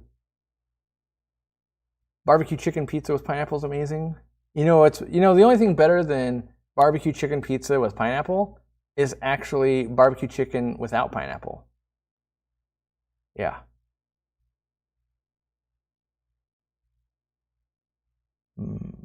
Some killifish are really nippy. I have Aphyosemion australe with my beta chinoides.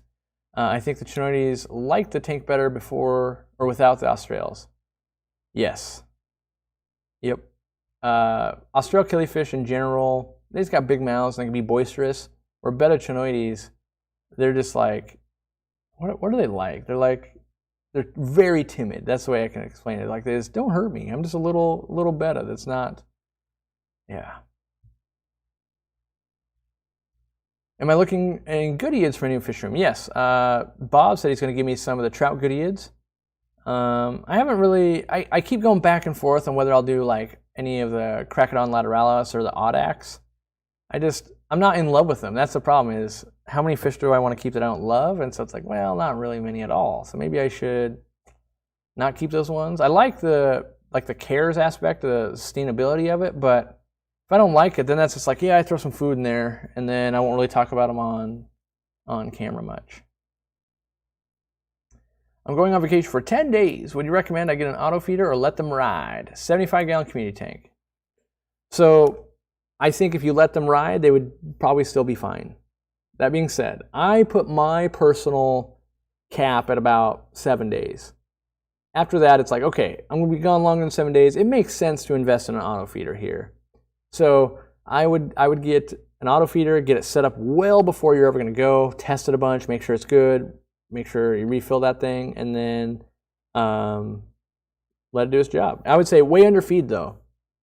So if they eat like, I don't know, a tablespoon, feed them like a third of a tablespoon, like that's a teaspoon, right? Yeah. Feed them a teaspoon instead of a, yeah, it's 3 teaspoons to make a tablespoon. Feed them like 1 teaspoon. Keep them hungry. That way, if anything goes wrong, you've got that kind of the buffer before, all pineapple breaks loose. You, sir, have the same taste in fish. Pineapple tacos? Disgusting. Yeah. When feeding live baby brine, any downsides to heavy feeding and just letting them swim in the tank, other than the amount of the ammonia from the hatch water? Well, so one, you could rinse them and you wouldn't have the ammonia, but I don't worry about that. I do feed, so there's tons in the water column. I like to overfeed with brine shrimp myself. I think the tank, after you do it for a little while, adjust to it. Like plants absorb. I mean, I always have plants, so they absorb some of it. I personally like overfeeding it. I'm stuck at work today, so I can't browse through library videos. I just got 3 fancy goldfish and a 40 breeder, which is a temporary home. Recommended cleanup crew. Noah, I like to use reticulated hillstream loaches. Get yourself, I don't know how big the tank is going to be long term. So maybe in the 40 you get like 1, but if it's a bigger tank, you can get multiple. They usually suction cup so hard to the glass, even if the goldfish ever got big enough, they couldn't kind of grub them into their mouth. And they're good algae eaters, and they'll eat stuff off the ground. So I like them. I strain and rinse my brine shrimp. You probably eat pineapple pizza too. I bet you Dean likes pineapple pizza. Dean will eat almost anything, being a culinary teacher. But I like the minerals going into my water. Now that might come to bite me in the butt here because I have more minerals in my water, but when I had soft water, it was amazing and I liked it for the plants. I'm still doing it here. If it becomes a problem, I'll be the first to let you know. Anyone else have issues with pellet food bloating their fish? No issue with brine shrimp or flakes. So pellets absorb water and they expand, where brine shrimp is already fully expanded and flakes don't really take on water and expand. So that's usually why you see the kind of the bloating issue. Yeah. I still feed pellets though. I like them. Dean could probably make good pineapple pizza? Probably. Not that he'd make it for me. How dare you, Dean? I'm quarantining 2 reticulated hillstream loaches from Aquahuna right now. That's right, if you buy from Aquahuna and use our code Aquariumcoop, you save 5% and we get a kickback. So maybe buy them from there if you don't have a local source ready to serve them up to you. Ooh, I ordered a pair of L134, the Leopard frog Pleco. By the way, that's another elite group. If you ever get to the real Pleco nerds, they only address it by L numbers. To breed, what's a good cave, and what else would I get for the tank to help them breed? They don't need a whole lot else besides hides. Get them some, like Pleco caves, some coconut huts, some piece of driftwood. The thing I would warn you though, you've got a pair. Usually you need a big group to get them to breed. And what I mean by that is you get a group of 6 or 8, and then you'll get one that'll pair off, then you can remove the others. You don't have to like colony breed them, but it's really hard to get 2 Plecos just to like each other from leopard frogs and zebras and stuff like that. What's in the pond besides koi? A butt ton of bullfrogs, and probably their I was gonna say fry, tadpoles. And then there's also the koi, and then there is 1 hyphen banded shark. Any new observations with an hour a day in your fish room? I've been doing brine shrimp with the Zis Hatcher, and I'm getting tons of guppy fry. So I haven't seen any like new fry yet. I'm really missing and needing more plants. The only really new thing that I've been seeing is, depending on what hour I spend in the fish room, the sunlight hits a different pond, and it looks really cool when you feed the brine to see all the brine in the water and them eating it. I was a little bit in a hurry yesterday, but I want to film it because I thought it lit up the brine shrimp so well, and you could see the fish eating it, that I was like, this is what people need to see, how much fish love this, and lit up by sun as opposed to aquarium lighting looked way better. So yeah, I still haven't had any breakthroughs yet, but the fish room's not seasoned out there yet. That's the problem. I need way more plants. As I'm having a hard time figuring out what plants I want to go with. That's part of it. Fish will cut down on the tadpoles and the eggs. That's the hope. That's the hope. I don't want them to get rid of that population. I just want them to maybe lower it to, instead of 6 metric tons of bullfrogs, it's only 1 metric ton. It's hard not to address Pleco as the L numbers. People seem to never know what you want otherwise. Yes, I think with Plecos you should use an L number and a common name. But if I told you like, oh yeah, what do you think about those L294s? You'd be like, yeah, and those 183s? Uh-huh. Yep. Oh, and what about the LDA08s? Oh yeah. But you say, oh, LDA08 dwarf claro Pleco. Oh, okay. And isn't 183, isn't that the bristle nose? Let me see. Starlight bristle nose. Yeah. And that's the thing, is I think the two of them together, because it makes it easy.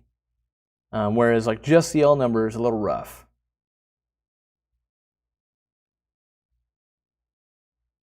I want an L183 blue seam. Yep. Those were popular starlights in our local club for a long time. In your opinion, is a matin filter better than your standard sponge filter? No. Mostly, I tested them a bunch. I don't like matin filters. Now, Dean does. So you're asking a person that doesn't like it, is it better than the product they developed? No. If I thought matin filters better, I'd work on a way on innovating on those. I don't like them as much. It's not that they're not good. There's plenty of people that use them. But in a store setting, in my fish room setting, both that I tested, they were not good. They allowed stuff to slough back off into the water. No matter how tight I got to the top, even where it would compress, I'd find fish that could get behind it. It was a pain in the butt. And so, yeah, I'm not a fan. That's why I don't run them. And that's the biggest testament I can have is, if I liked them, I would run them. And so if I'm not running them, there must be something to that, right? Turn down my audio a little bit. See if that does better. All right. I would love to get my hands on some dwarf Claro Plecos. I'm waiting for Dean to give up his death grip. He keeps breeding them, and he says, yeah, I want to get rid of those. And I go, great, I'll take them. Ah, well, they just had another batch of babies. He says that every time I mention them. Oh, I just had another batch. How long can fish go without the sponge filters running? Air pump went out, and my 29-gallon replacement won't be here till Wednesday. Huh.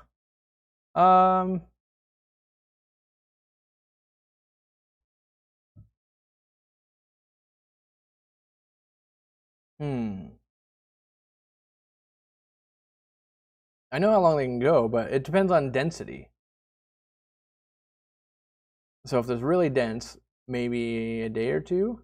If it's not very dense, you could probably make it the whole time. Like if you look at LR Brett's Aquatics, he doesn't run air in his, but stocking is lower than what you're doing there. I bet you they're going to be fine. That's what I'm going to say. There's no way to. This is a great forum one where if it was on the forum, we could see pictures, we could know how many, we could, and then we could kind of go, well, you could maybe try this, or you could maybe try this. I don't want to recommend changing water because sometimes water has less oxygen in it than not. I would definitely keep an eye, and if they look like they're having problems, change some water. That being said, on the forum, there would be a NERM that would come in and be like, by the way, you could put hydrogen peroxide in there, and I think that turns into oxygen, right? Let me see. Let me see if that's true. Hydrogen to add oxygen to aquarium.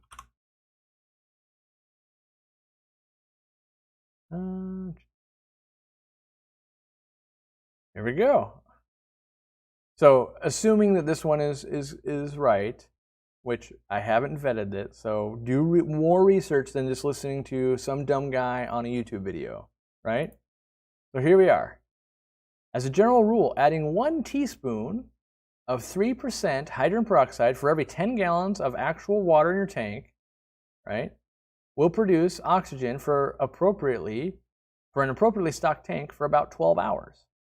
So I do know, I learned it from discus people. If you ever run into a problem where temperature's too hot, they're not getting enough oxygen, that kind of stuff, you can put some peroxide in there, and that will, I don't think dissolve is the right word. It'll, whatever is chemical reaction makes oxygen. So, but do more research into that, read 40 more articles, get an informed opinion if you needed that. Otherwise, it might be fine anyway. Can a 150-gallon tank fit on a 135-gallon stand? It depends if they're the same dimensions. And what I mean by that is, like, I think Marineland makes a 135-gallon 5-foot tank versus like a 150-gallon tank. You can get that in a 4-foot, or you can get that in a 6-foot, I believe. So it would purely depend on dimensions. Can you quickly break down guppy genetics and breeding for certain colors? I know it requires multiple tanks, but I don't remember which generations to breed together. So, I am terrible at Punnett squares and genetics in general.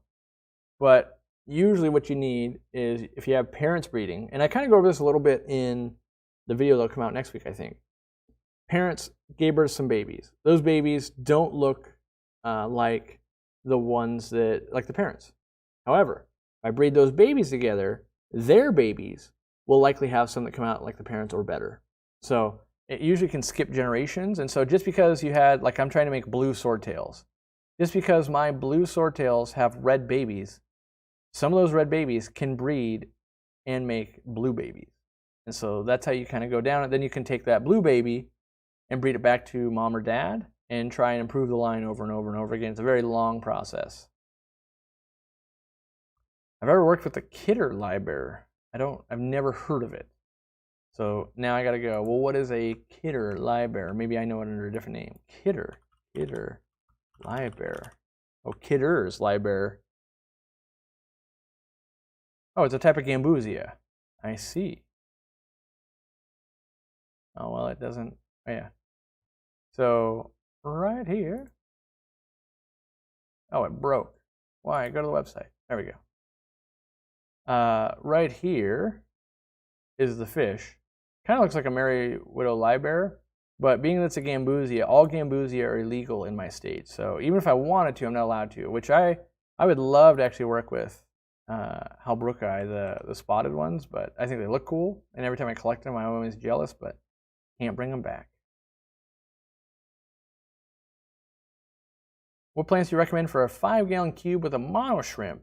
I personally would just do crypts. I like them because they grow slow and I don't have to trim them. So pick any crypt you want. They'll be good. Catherine T joined up. Well, thank you. Whoa, hydrogen peroxide wait, how do you say that? Disassociates to oxygen? Yeah. Someone else that decomposes or How many tiger barbs would you keep in a 55-gallon? Like 50. I would do a lot because I want to see just an amazing school. What tank size for a Faka puffer? It's in an 80 now. I'm looking for a 180 or a 210. I would go with a 180. And here's why. The taller 210, not really going to do much more for your puffer. It's harder to work in, and it's incredibly more heavy than the 180. So those are and more expensive. Those are the reasons that I would go with it. There'll be people that say like, well, 30 more gallons of water is more water quality. Yes, but you being able to gravel vac better and get in there and rearrange stuff better, you'll actually, I think, get better water quality out of that. What are my thoughts on Buse plants? I think they're cool. I've got some in my fish room right now. I haven't bought any in years. They grow slow. I just don't think they're worth the price. So like we sell the green one and it's kind of the cheaper one, but a lot of them are real expensive. Well, in comparison to what you get, I guess. And so until they become like, oh yeah, there's like another $10 or $15 plant that I can buy potted, I'm just waiting because eventually things catch up. And so I've got a long life ahead of me and I can keep Buse when they're cheaper. Does Easy Planter have a place to put root tabs without removing the plant? You just put it into the pot. Like the rock wool there, stick it all the way in.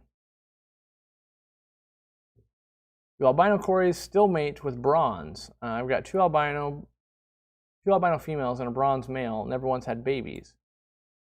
I think they would. I haven't tried that, so I hesitate to be like, from my experience, because I don't have experience, but they should. Although I can't guarantee that. I really do think they would, though. What makes the world's best taco, in your opinion? It's hard to say. Gotta be crunchy, ample sour cream, ample cheese, and then it just comes down to, oh, I just dropped this, like meat quality.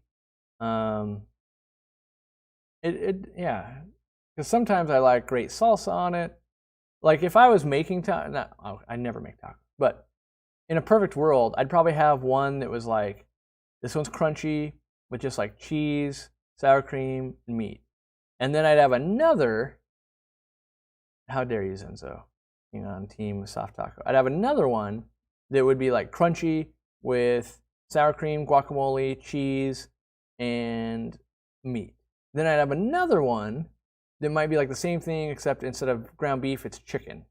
And then I'd have another one that might have like a rad salsa on it. It's like having an assortment, because I like the same taco over and over again. This is more of the same thing. I almost like having options. And so when I'm loading up different stuff on a taco, a lot of times like, hey, let's try this one with more of this or less of that or that kind of stuff. I'm not huge on tomatoes, so that's why I left those out. Lettuce is kind of just filler for me.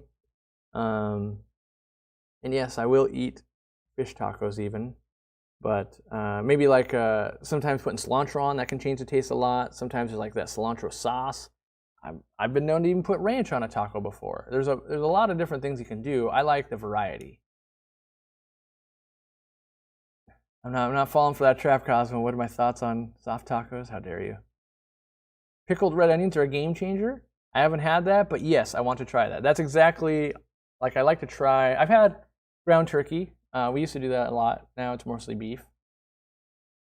Corn salsa, I would do that. Yeah, I would. And that's the thing. Like when we do taco nights, there'll be like straight up like hot sauce. There'll be like green sauce. There'll be salsa.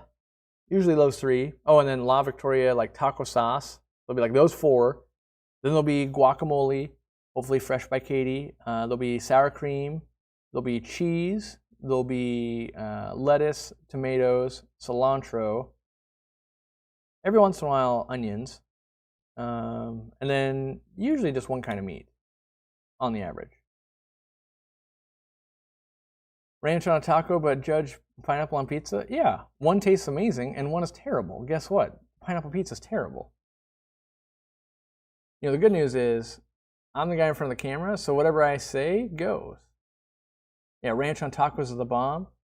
I mean, I much always prefer some sour cream, but in desperate times, hey, I've been known to do some ranch. Oh yeah, beans. Yeah, we do refried beans too. Probably. I mean, we've done other stuff too, but I don't know. That's the norm. What was the best thing I ate in Peru? Of actual Peruvian food, the sausage was really good. Wait, no. Sausage or the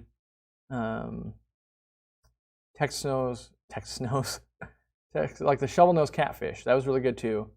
But the actual best thing I ate in Peru was on the way back after being out in the the sticks for too long. I had bolognese on spaghetti at a hotel, and Dean had some too, and it was amazing. Just to have like a nice hot meal of food you're used to, cooked kind of the way you want, that actually has seasoning in it, and we had AC too, so like it was just after all that long time, just like, oh yeah. I was gonna say Western food. It's not Western food, obviously, but like food I'm used to. So I have good. Oh yeah, I did have good chicken. Yeah, my wife is right. I had, depending on what trip, right? So the trip in which we drove around a bunch, there was the best chicken I've ever had in my life, Peruvian chicken, at one of these like just small restaurants. I also had like terrible chicken from a different restaurant just like it, but it was so good, so good. Corey, do you ever get the monthly snack crate? I get the, currently I'm getting, what is it? I get, so with our employee benefits that we give everyone in the company, I have joined the Whitley's Peanut Factory Peanut of the Month Club. This one is Krabby Chesapeake Bay. And as you can see, I've eaten most of them because there's not very many left because they came like a month or 6 weeks ago. And that's what fuels Dean and I when we're building. And then I also, so I bought a 6-month subscription to that. And then I also bought a keto snack crate thingy. So I hate shovel nose. How dare you? I mean, I ate discus and pleco too. The discus, it was too much work. It was deep fried, so it tastes like deep fried fish, but with a billion bones and not much meat. So hey, that tastes like fried fish. Yes. Hey, that's a lot of work. Yes. Ranch on Jack in the Box taco is the best. It's a good combo. Greasy, but good.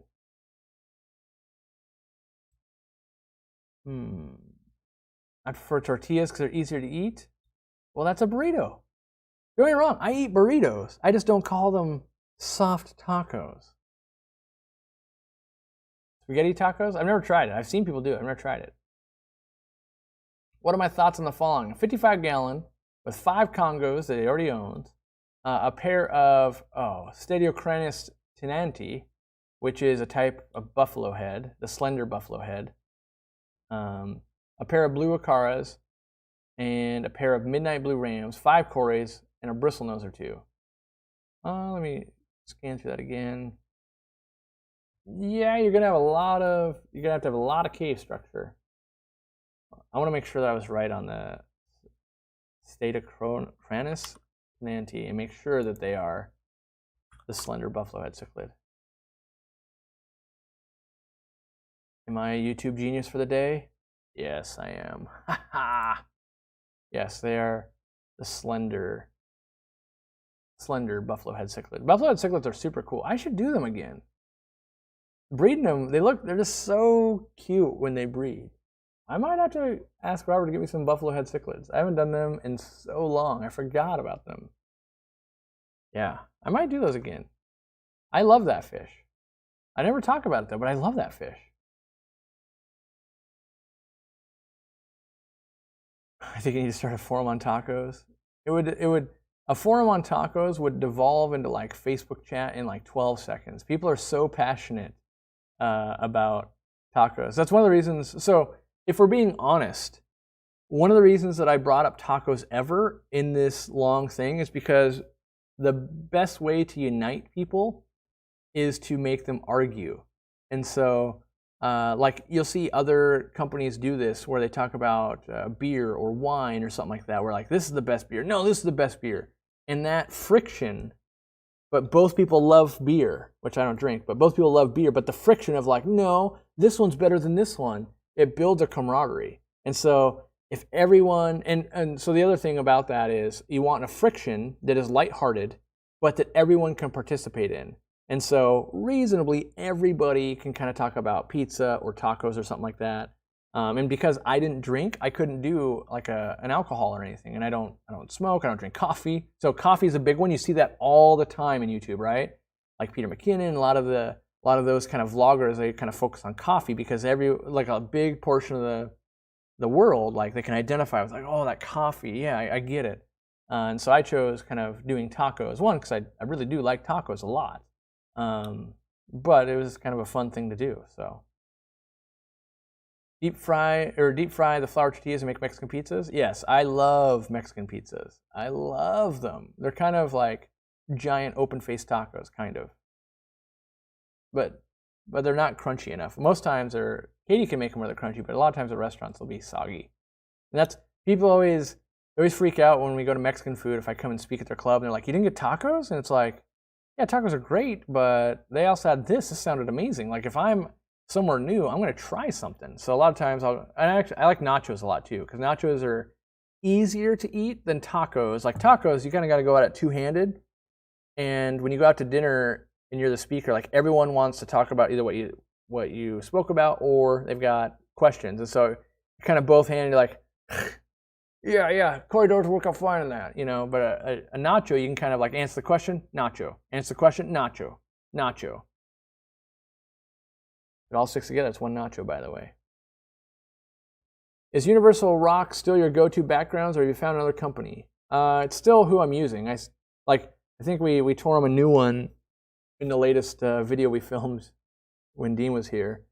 So I bought a 10-foot background. At least 1 foot of it's not usable, of course. Like, I don't know. I feel like their product's expensive, and they manage to screw it up every single time. I'm not sure I've had a good experience yet, honestly. And that's the thing, is I've had to order from like 4 times or something. Not had to. I chose to order from 4 times, and each time there's been a different, just like, have you ever gotten it right yet? And so, yeah. A nacho hand meme. That could be. Thoughts on breeding Congo tetras? Should be pretty profitable and super awesome. I've never done it, and I don't think Dean says he's done it, I think. So maybe talk to Dean, or is either that or he hasn't done it and he wants to. One of those two. But I think they're super cool because it's a good-looking fish. Do I like spicy tacos? In general, spicy food is a little rough on me, but I don't like hot. I like flavor. So the right salsa and all that stuff, yes, tastes amazing, but straight up like, I can't feel my tongue anymore. Like, I don't enjoy that because that doesn't taste good to me. So I go by taste, not by hotness. I'm dealing with ick right now. How high can I raise the temp with neon, tetras, cherry barbs, rasboras, guppies, and rainbow fish? I would use ick-X and not raise the temp at all. The question is just how high can I raise a temp? You could probably go to about 87 before, if you didn't have to go too long. 85 would be a lot safer, but I don't raise the temperature when I fight ick. I just use ick-X. How about green tea? I don't like tea. I love the way it smells. Katie loves to drink tea. I cannot get into it. I've tried not so many times, like 10 times, and I can never get into it because I would love to have I guess a drink that just is soothing like that warm, I like the wake up and like the thought of drinking coffee or tea or something like that, but I just cannot get on board. Even when we were in China and they were taking us to these high-end tea shops, and it was super cool, and awesome, but wasn't for me. 60-gallon with ground cover money wort, I think. What cleaners should I use with tiger barbs? Corydoras. Get yourself a herd of Corydoras. Corydoras and tiger barbs, peanut butter and jelly. Hot cocoa. Yeah, I'm not big into the sweet in the morning. Like, I don't want donuts. Like, to me, donuts are a dessert, not a breakfast thing. And so hot cocoa, I think, would be the same kind of, like, every once in a while, like, Katie can get me to drink it like once every 18 months, but I'm not really into it. Like, instead of hot cocoa, I would do like a breakfast protein shake, but even that's like, this is chocolate. I don't want chocolate in breakfast. Like, today I had a 1-egg omelet.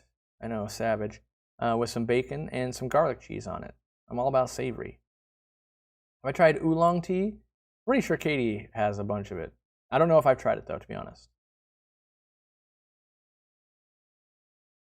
I can't get anything to breed if they become pregnant, but never my own. Hold on. And I have an amazing plant tanks, heavily planted, place to hide. I feed baby shrimp. What type of fish are you trying to breed, Melissa? Like, usually live bears, you have a sponge on the intake if you're running a hang-on back or a canister so they don't get sucked up. Do you have any like snipers in there? Like, oh, you've got some bettas or angelfish, something that like really likes to eat fry? That can happen too. That's the thing. I hate tea. I want to like it. I really would love to have something that when you go and sit down at a business meeting and they're like, can I get you a drink? And then they're like, we got coffee, we got tea, I got a beer, and I'm gonna have to like, water? Oh, Diet Coke? Okay, I'll take a Diet Coke too. But it'd be nice to be like, yeah, I'll take some of that tea, especially when you're overseas, like if you're in Asia, they always serve tea at the restaurant. So I'd be like, oh, and I was like, you want some? Like, no. And I gotta wait to get water. Like, tea hits the table instantly, I gotta wait and order water. So one day I'll find it, I'm sure. Iced tea all year? I wish I could do it. I wish it tasted good to me. I have an emerald cory that lays eggs every 4 to 6 weeks. Some have survived over the months and grown up in the tank. Is it common for them to breed this easily? Yes. If you're feeding well, Corydoras breed fairly often. What is the best way to transport Corydoras to sell? If you're going to like a store, I like them. We request them just in like a bucket with 1/3 of the water with like a USB air pump to keep it oxygenated. If it's to like another buyer, like on Craigslist or something, get a bag, bag them once, tape the corners, and then bag it the other way, so they're double bagged. That's usually the way I would do it. I love the feeling of drinking a bunch of cold water. I only enjoy that after like a sport or it's really hot outside. At the same time, it's the same reason or same feeling you get when you drink really cold lemonade. But otherwise, I kind of like my water not freezing cold, but like just cold but not warm. I know that sounds ridiculous, but there's the right temperature for that. And it's not so cold where you're like throat freezes up, but not warm where you're just like, ugh. Cold enough so you don't taste the water, but not so cold it makes you cold. I watch every video you put out, and I follow pretty much everything you go through, but your videos, I just can't get anything to breed. Well, Melissa, post on the forum, get your setup going. I'm sure there's a lot of breeders that hang out there. I'm sure we can get you to having some success. At the very least, we can get you doing some guppies or something. But, we'll see what you got. Maybe you got something easier. Chicken broth like savory tea? I drink chicken broth and beef broth. Not often. Well, maybe like a few times a week. But like maybe if I want that warm thing, that's what I do. And I bought some, but I never got to try them before I moved. They had some like savory tea type of things that were like, one was like tomato, one was I never got to try them yet though. But yes, I'm honestly looking for something like that. Like I want that, but I just haven't been able to find it besides that. How often do I feed Ladybird? I would say about 5 times a week. If I was on it every day, but like I fed her yesterday, I'll feed her today. But if I miss a day, then she just gets a giant pile. Your body absorbs lukewarm water the best? I guess that's good to know.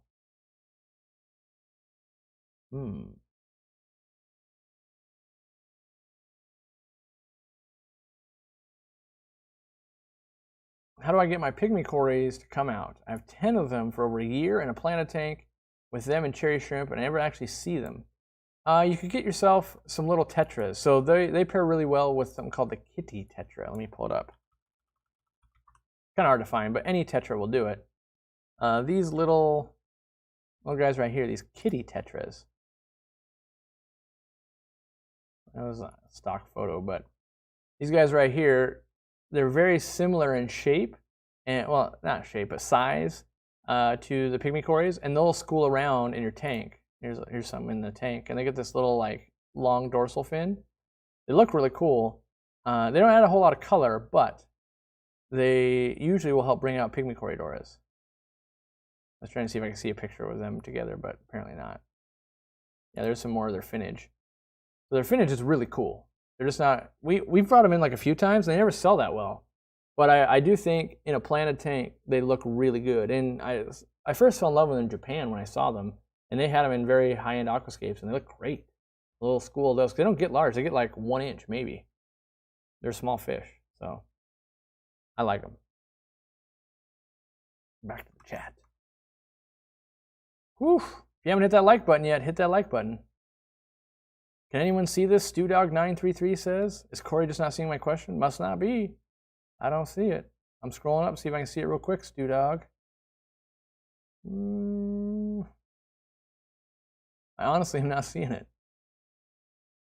The only thing I can tell you guys is if you were ever on this side of the screen, and anyone's been on my live stream can see, it's really hard to keep up with. People all the time get upset thinking like, he just ignores me. I promise you, I'm not willingly ignoring anyone. It is too chaotic. I literally can't see a single StewDog other than those two I just saw. Yeah, and then he says, okay, thanks. I have no idea. I literally, it's just a sea of names, and I'm scanning as fast as I can. This is great content, by the way. Yeah, I'm up, like, yeah. So anyway, hit that like button. Bring the brine shrimp into the strainer right now. Ooh, not mine. I harvested mine at 4 yesterday, so I probably won't harvest mine until 5 or 6 tonight. I can see that question. So I can see StewDog says now, and I can say it says weird. And okay, thanks. I don't see any other question though. Maybe just post your question. I don't know. Maybe YouTube's bugged. I honestly, or maybe, so what could be happening is YouTube has a thing that says hold any potential harmful messages. So maybe you know, and I don't know, right? But maybe it says like, my fish killed another fish. Maybe it's auto holding it because it says killed. I don't know what your message is trying to say, but maybe try to say it a different way and see if it pops up. I do know that YouTube has auto hold potentially inappropriate stuff. I think that's how they say it. Hold potentially inappropriate comments. What is the best-selling guppy at my store? Patterned, solids. So for sheer numbers, just normal assorted fancy guppies outsell everything like 1 billion to 1. As far as selling well, it's whatever I breed and then talk up on a live stream. Like Vienna guppies are selling like gangbusters, and then people got them, so they're not selling as fast. Same with like panda guppies. So new stuff sells better if I talk it up, but otherwise, day in, day out, grinding out assorted guppies are the big sellers. Why are pea puffers supposed to be kept species only? How can a small fish eliminate such a larger fish? I'm guessing it can't keep pea puffers and adult mollies in a brackish tank. All right, that's from StewDog. So pea puffers, one, they're not a brackish water fish, so do know that. They can be a little bit nippy, so they might nip at the tail, and everything can be kept together, right? Like it could be done, but you might have mollies that are chewed up. Now, that doesn't necessarily, that's more like the wild, but in our aquariums, we don't like to see that. Now, obviously, if you keep like an Oscar and a pea puffer, the Oscar might just eat that fish, right? But generally, pea puffers are a little bitey, and most people don't want to see that happen. So, how can I explain it in a different way? Like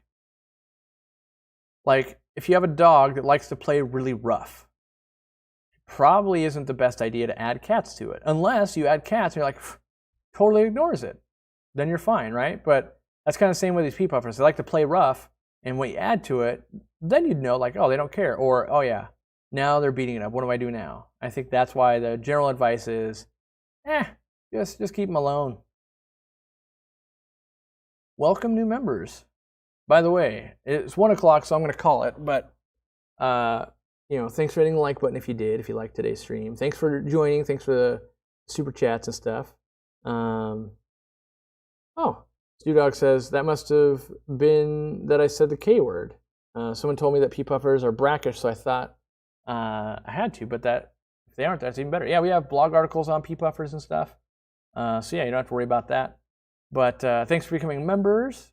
Hopefully next week, I think we'll be able to start announcing the speaker schedule we'll have for the club. Then we'll start working on what other benefits and how can we build that out and that kind of stuff. Yeah. So Caitlin says it's $6.99 in Washington to join the club. It's only $6.99 if you're on an iPhone, because iPhones charge, or Apple charges YouTube, and so YouTube passes that cost along. So if you go to a normal browser, like on a desktop, and you sign up there, it'll only cost you $5, $4.99. Also, some of you get the option to buy 6 months at a time at a discount. That's a feature YouTube is trying out. So, but yes, so the club, obviously, it's a new thing we're starting. There's going to be hiccups. There's going to be all kinds of stuff to learn. It's not going to be as robust as your local club from day one. Like, these are things that we want to build out and scale appropriately and make sure they fit. We're going to, next weekend, we're actually testing out different softwares to use with speakers that can't fly in, so they can be a remote speaker. We're trying to figure out the best ways to get questions lined up, all that kind of stuff. We're working on all these things. So if that's something that sounds good to you, well, not hopefully, but once a month we'll have that speaker. The club part is going to be only, it will be only for the club members. And there's 2 reasons for that. 1, I'm super greedy. No, the real reasons are, 1, we don't want 4 billion questions being fired off at people. 2, most speakers won't allow, well, I don't know if most, a lot of speakers won't allow their stuff to be filmed if it's not to only a club member, or to a club. So they don't want, like, let's say you're Ed Konings and you give a talk. Well, if you give the talk once and now it's on the internet forever, no one will ever bring him out to the club again to talk, right? And that's how he makes his living. So, but they will sometimes, and sometimes they won't even allow. So I should say that there could be a point where we get speakers that will not allow a replay. So it might only be a live session. Now, we're going to try not book those people, because we do want, I realize we're in every country, and it might be 2 o'clock in the morning for you and you're not awake, but our plan is to have it somewhere like 10 or 11 a.m. Saturday, and right now we're thinking the 3rd Saturday of every month, and that should never land on any of the holidays or anything like that weirdness. So it'd be the 3rd Saturday, and so someone asked, how do you join? All you got to do is be a member on the YouTube channel. If you do that, then, because we're going to host the meeting, or the meeting on YouTube, and it'd be in the chat like this, and so that's all you got to do, be a member. I guess that's it. But yeah, we're working on the schedule. We've got someone scheduled for, I believe, confirmed for July, and we'll start building out the next speakers and all that, and we'll find, I assume what's going to happen is people will wait till, like, oh my gosh, Gary Lang's speaking, or oh my gosh, this person's speaking, I want to see them. And then once you see that, maybe you'll stick around for another one, and then probably you'll go, wow, this is a good value of, like, the level of information that comes from these people and the other member benefits, basically. So all right, hopefully you guys had fun. I did. I got to talk about food and fish and all of that, and now I got to get some work done, because my work week basically starts Sunday. I start prepping for Monday. And so next week, you'll get to meet who the new community manager is, and we'll have some fun. So thanks for hanging out. Thanks for all the super stickers and memberships, and everyone who gave a like and just hang out today. If you guys didn't hang out, I wouldn't hang out either. So, all right, I got to find the right buttons. That's what I'm trying to do. There we go. 1,100 viewers, not bad. We'll see you next time.